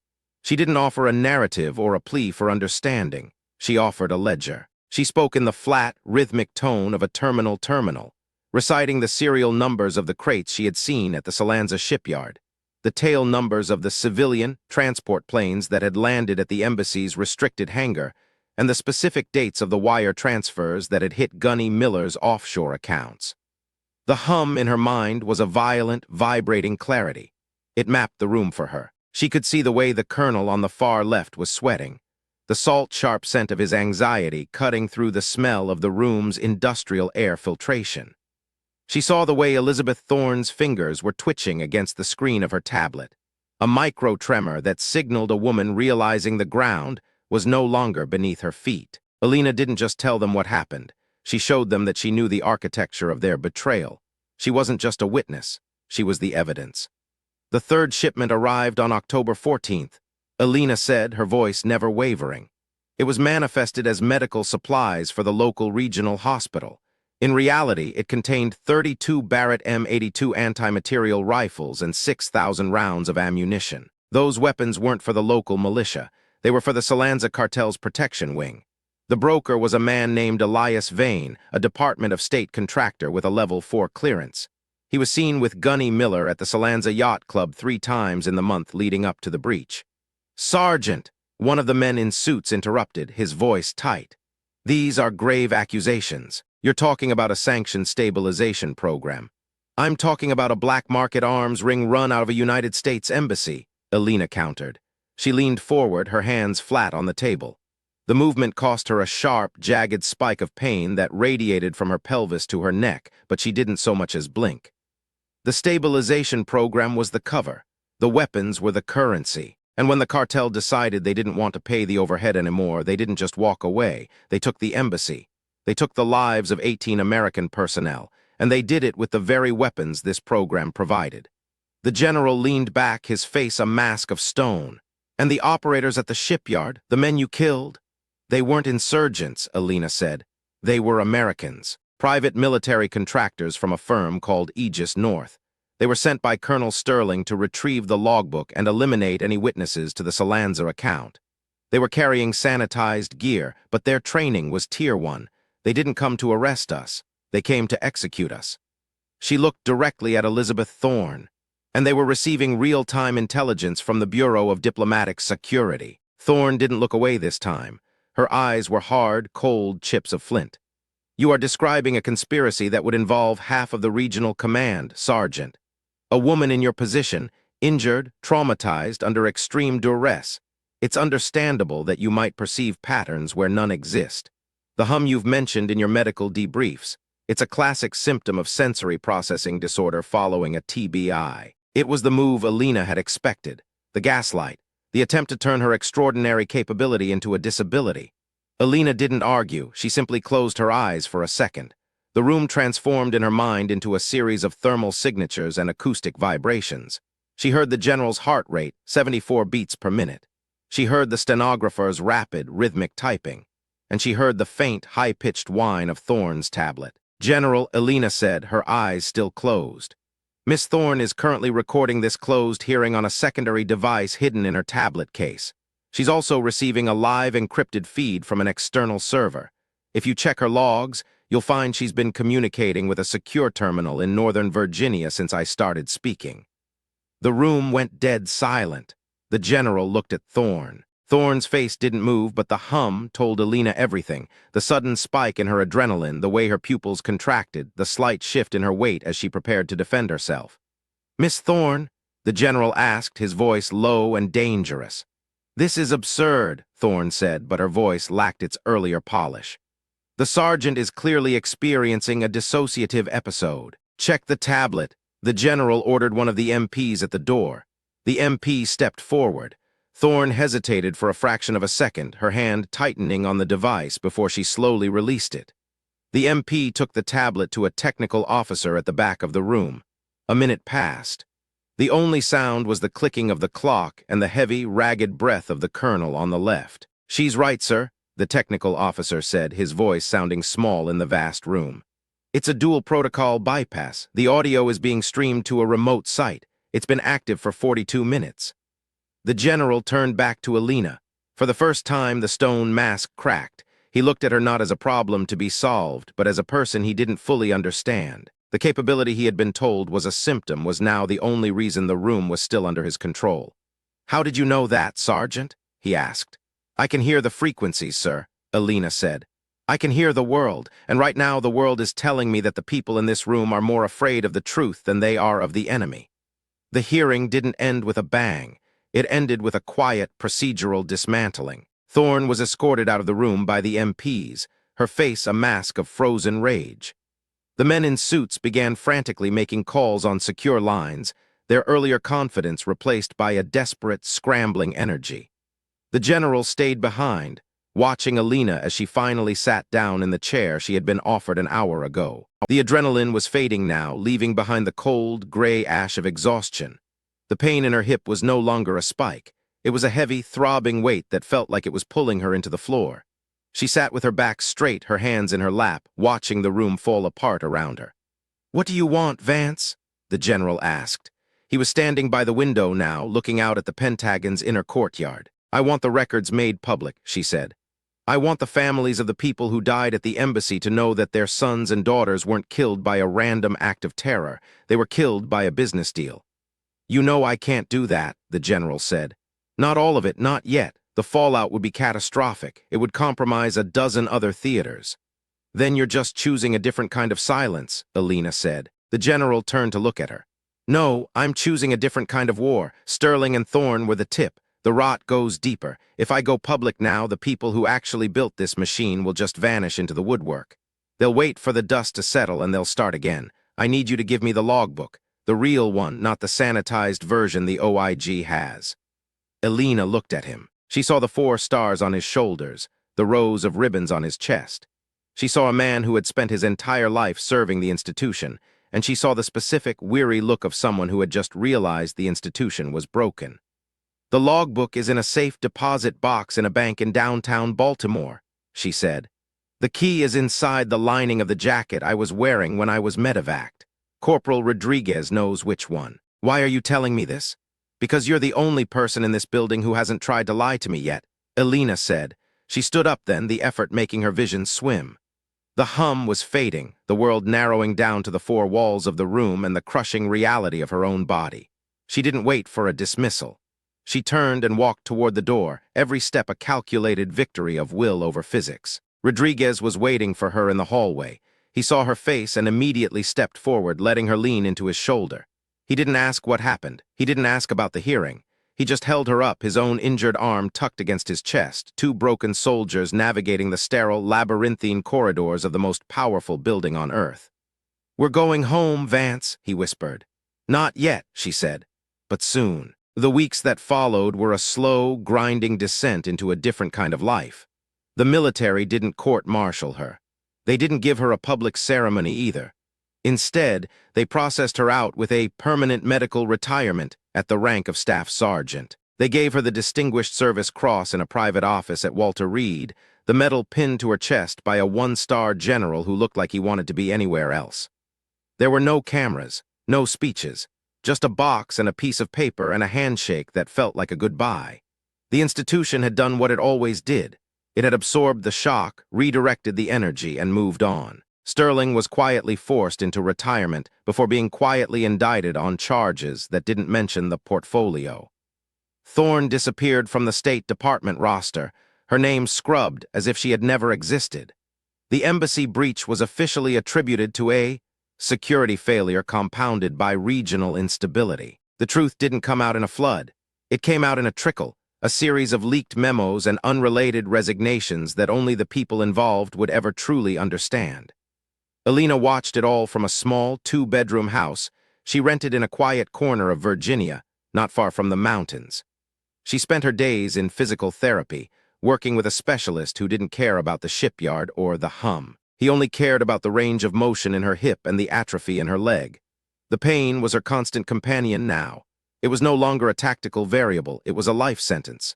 She walked with a cane, a sturdy piece of black ash that she hated and relied on in equal measure. The hum hadn't gone away, but it had changed.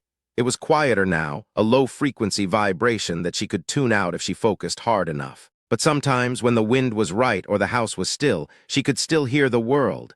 The sound of a neighbor's car 3 blocks away, the rhythmic pulse of the power lines, the specific, hollow sound of a heart that was still trying to find its beat. Rodriguez visited her once a month. He had been promoted to sergeant and assigned to a training cotter at Fort Moore. He looked good. The boyishness was entirely gone, replaced by a steady, quiet competence that made Elena feel a strange sense of pride. They didn't talk about the embassy. They talked about the weather, about the recruits he was training, about the dog he had finally adopted. "They still ask about you," he told her one afternoon as they sat on her small back porch, watching the sun dip behind the trees. "The guys who were there, the ones who survived. They know, Vance. Even if the papers don't say it, they know." "It doesn't matter," Elena said. She was watching a hawk circling high above the valley. She could hear the air rushing over its wings, a faint, whistling sound that no one else would have noticed. "It matters to me," Rodriguez said. He looked at her, his eyes searching her face. "You ever regret it, giving it all up, the career, the capability?" Elena thought about the hum. She thought about the way the world looked when she was in the center of the storm, the clarity, the power, the feeling of being the only person who truly saw the truth. And she thought about the cost. The scars on her body, the silence in her life, the weight of the things she knew that she could never tell anyone.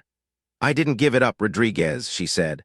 "I paid for it. There's a difference." He stayed for dinner, a quiet meal of chicken and rice that they ate in the kitchen.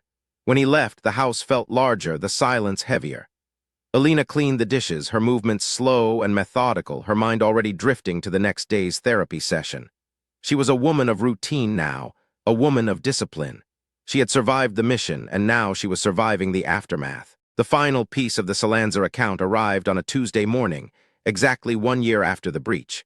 It came in a plain manila envelope with no return address.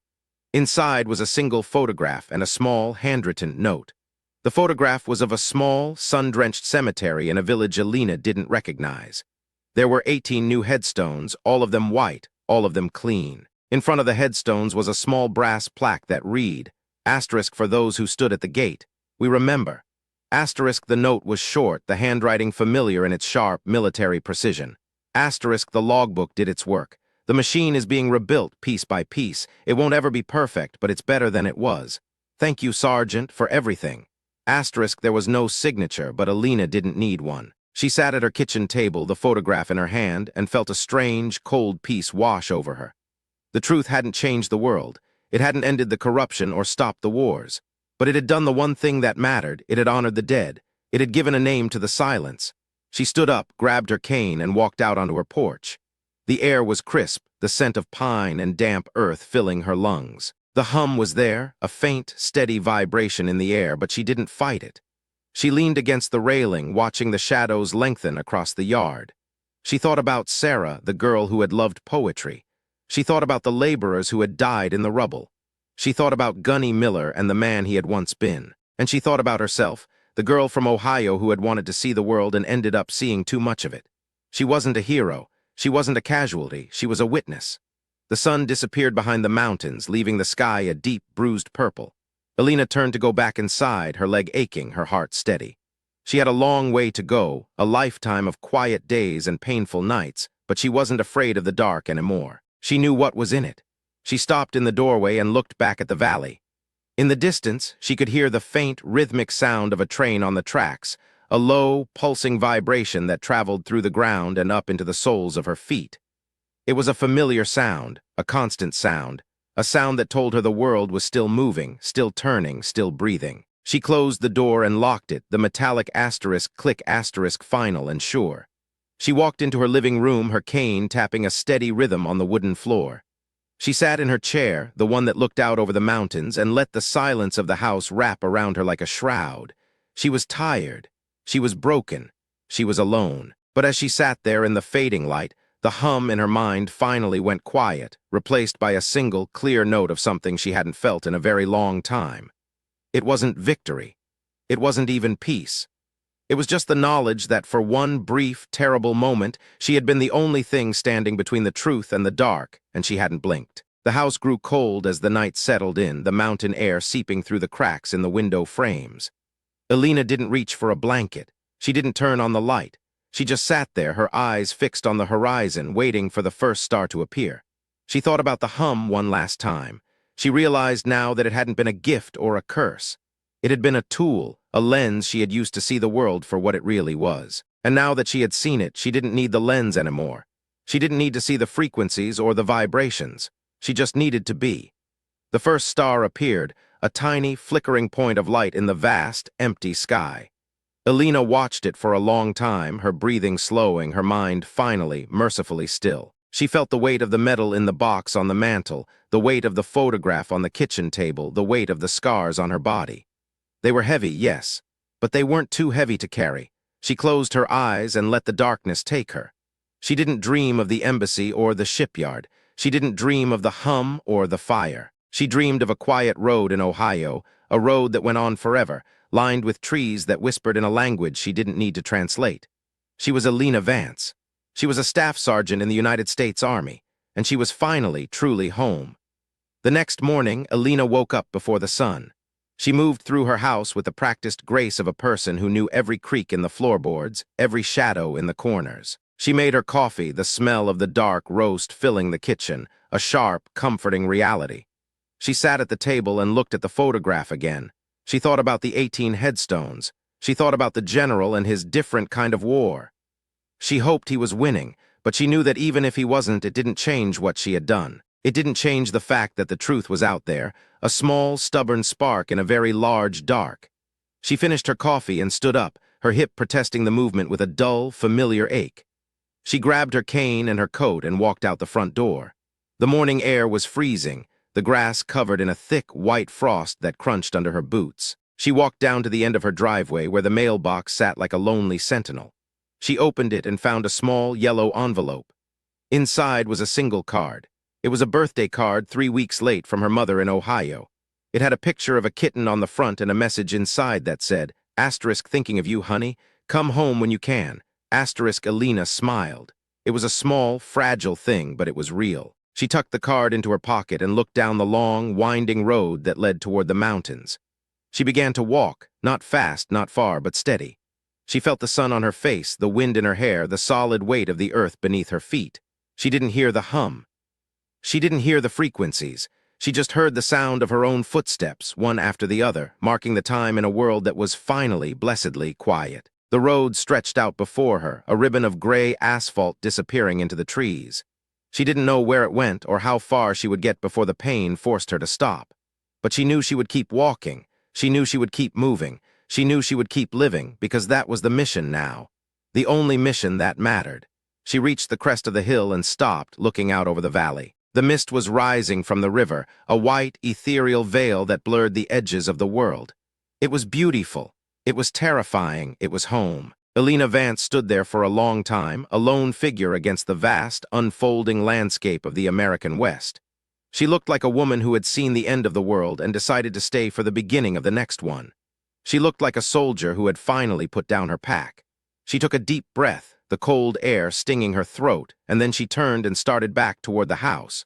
She had things to do, a garden to plant, a dog to find, a life to build from the wreckage of the one she had left behind. She wasn't the ghost anymore. She wasn't the capability. She was just Elena. And as she walked back down the hill, her cane clicking rhythmically on the road, she realized that the silence wasn't something to be feared. It wasn't something to be broken. The silence was the only thing that was truly hers. She reached her front door and paused, looking back one last time at the mountains. The sun was fully up now, the valley flooded with a bright, unforgiving light that showed every rock, every tree, every shadow. It was a hard world, a complicated world, a world that would always find a way to break the people who tried to fix it.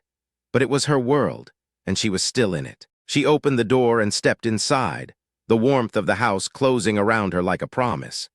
She put her cane in the umbrella stand, hung her coat on the hook, and walked into the kitchen. She picked up the photograph of the 18 headstones and placed it on the mantel, right next to her Distinguished Service Cross. She stood there for a moment, looking at them both, the cost and the commendation, the truth and the lie, the end and the beginning. She didn't need to say anything. She didn't need to feel anything. She just needed to remember. She turned away from the mantel and walked toward the window, looking out at the yard where the frost was already starting to melt. She saw a bird land on the bird feeder she had hung the week before, a small, bright flash of red against the gray of the trees. She watched it for a long time, her mind quiet, her heart still, her soul finally, mercifully at rest. The hum was gone. The war was over. The silence was complete. Elena Vance sat down in her chair, picked up a book she had been meaning to read for years, and began to turn the pages, one breath at a time, in the quiet, steady light of a Tuesday morning in Virginia.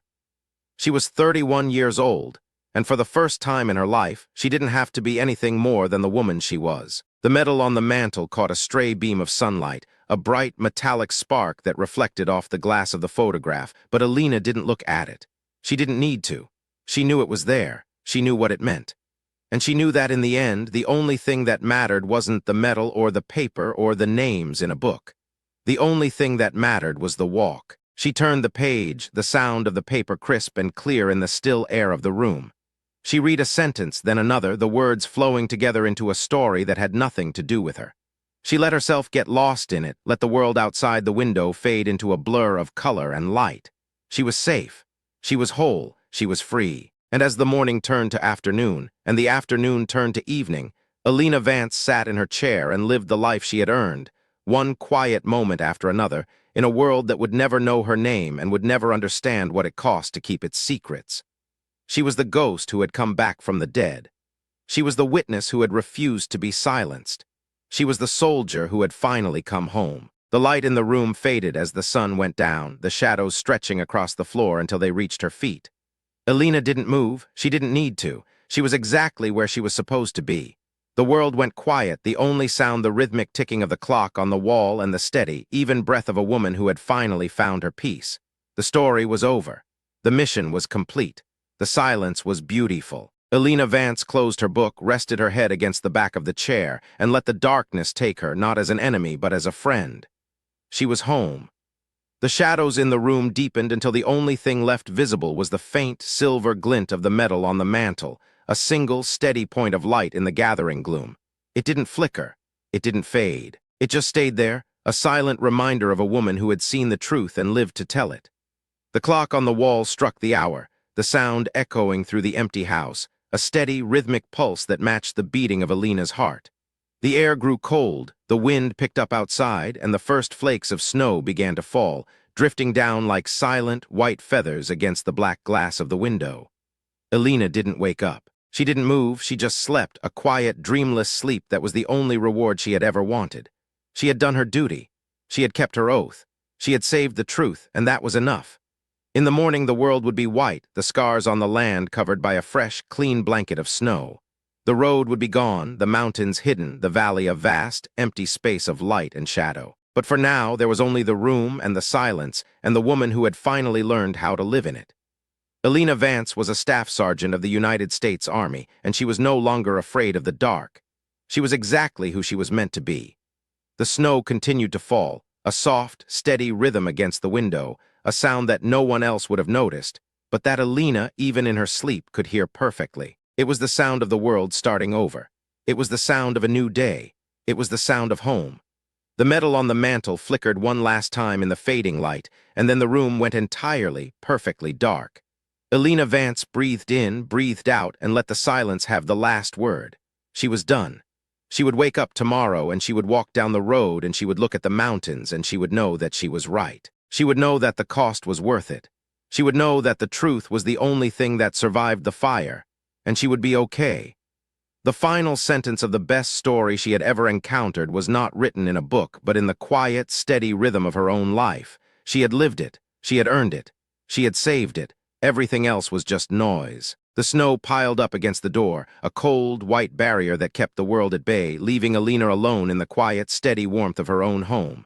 She was safe. She was free. She was Elena. The clock ticked. The snow fell. The woman slept. The story of Staff Sergeant Elena Vance had ended, not with a bang, but with the quiet, steady breath of a person who had finally found the one thing the military could never give her. She had found herself. She was a ghost no longer. She was a witness to the truth, and the truth had set her free. The darkness was complete, the silence absolute, and in the heart of the house, the woman who had seen everything finally saw nothing at all. She just felt the world turning, steady and sure, beneath her feet. She was home. The wind died down, the snow stopped falling, and the clouds parted to reveal a vast, star-studded sky that stretched out forever over the quiet, frozen valley. It was a beautiful night. It was a perfect night. It was the kind of night that only happens when the war is truly over. Elena Vance slept on, her face peaceful in the starlight, her heart beating a steady, rhythmic cadence that was the only hum she would ever need to hear again. She was a soldier, she was a hero. She was a woman, and she was finally, blessedly, at rest. The world waited for the morning, for the sun to rise and the snow to melt and the story to begin again, but for now there was only the silence. The silence was the truth, and the truth was enough. She woke to the smell of cold mountain air and the first gray light of dawn filtering through the window, resting on the empty coffee mug and the book still open on her lap. The hum was gone.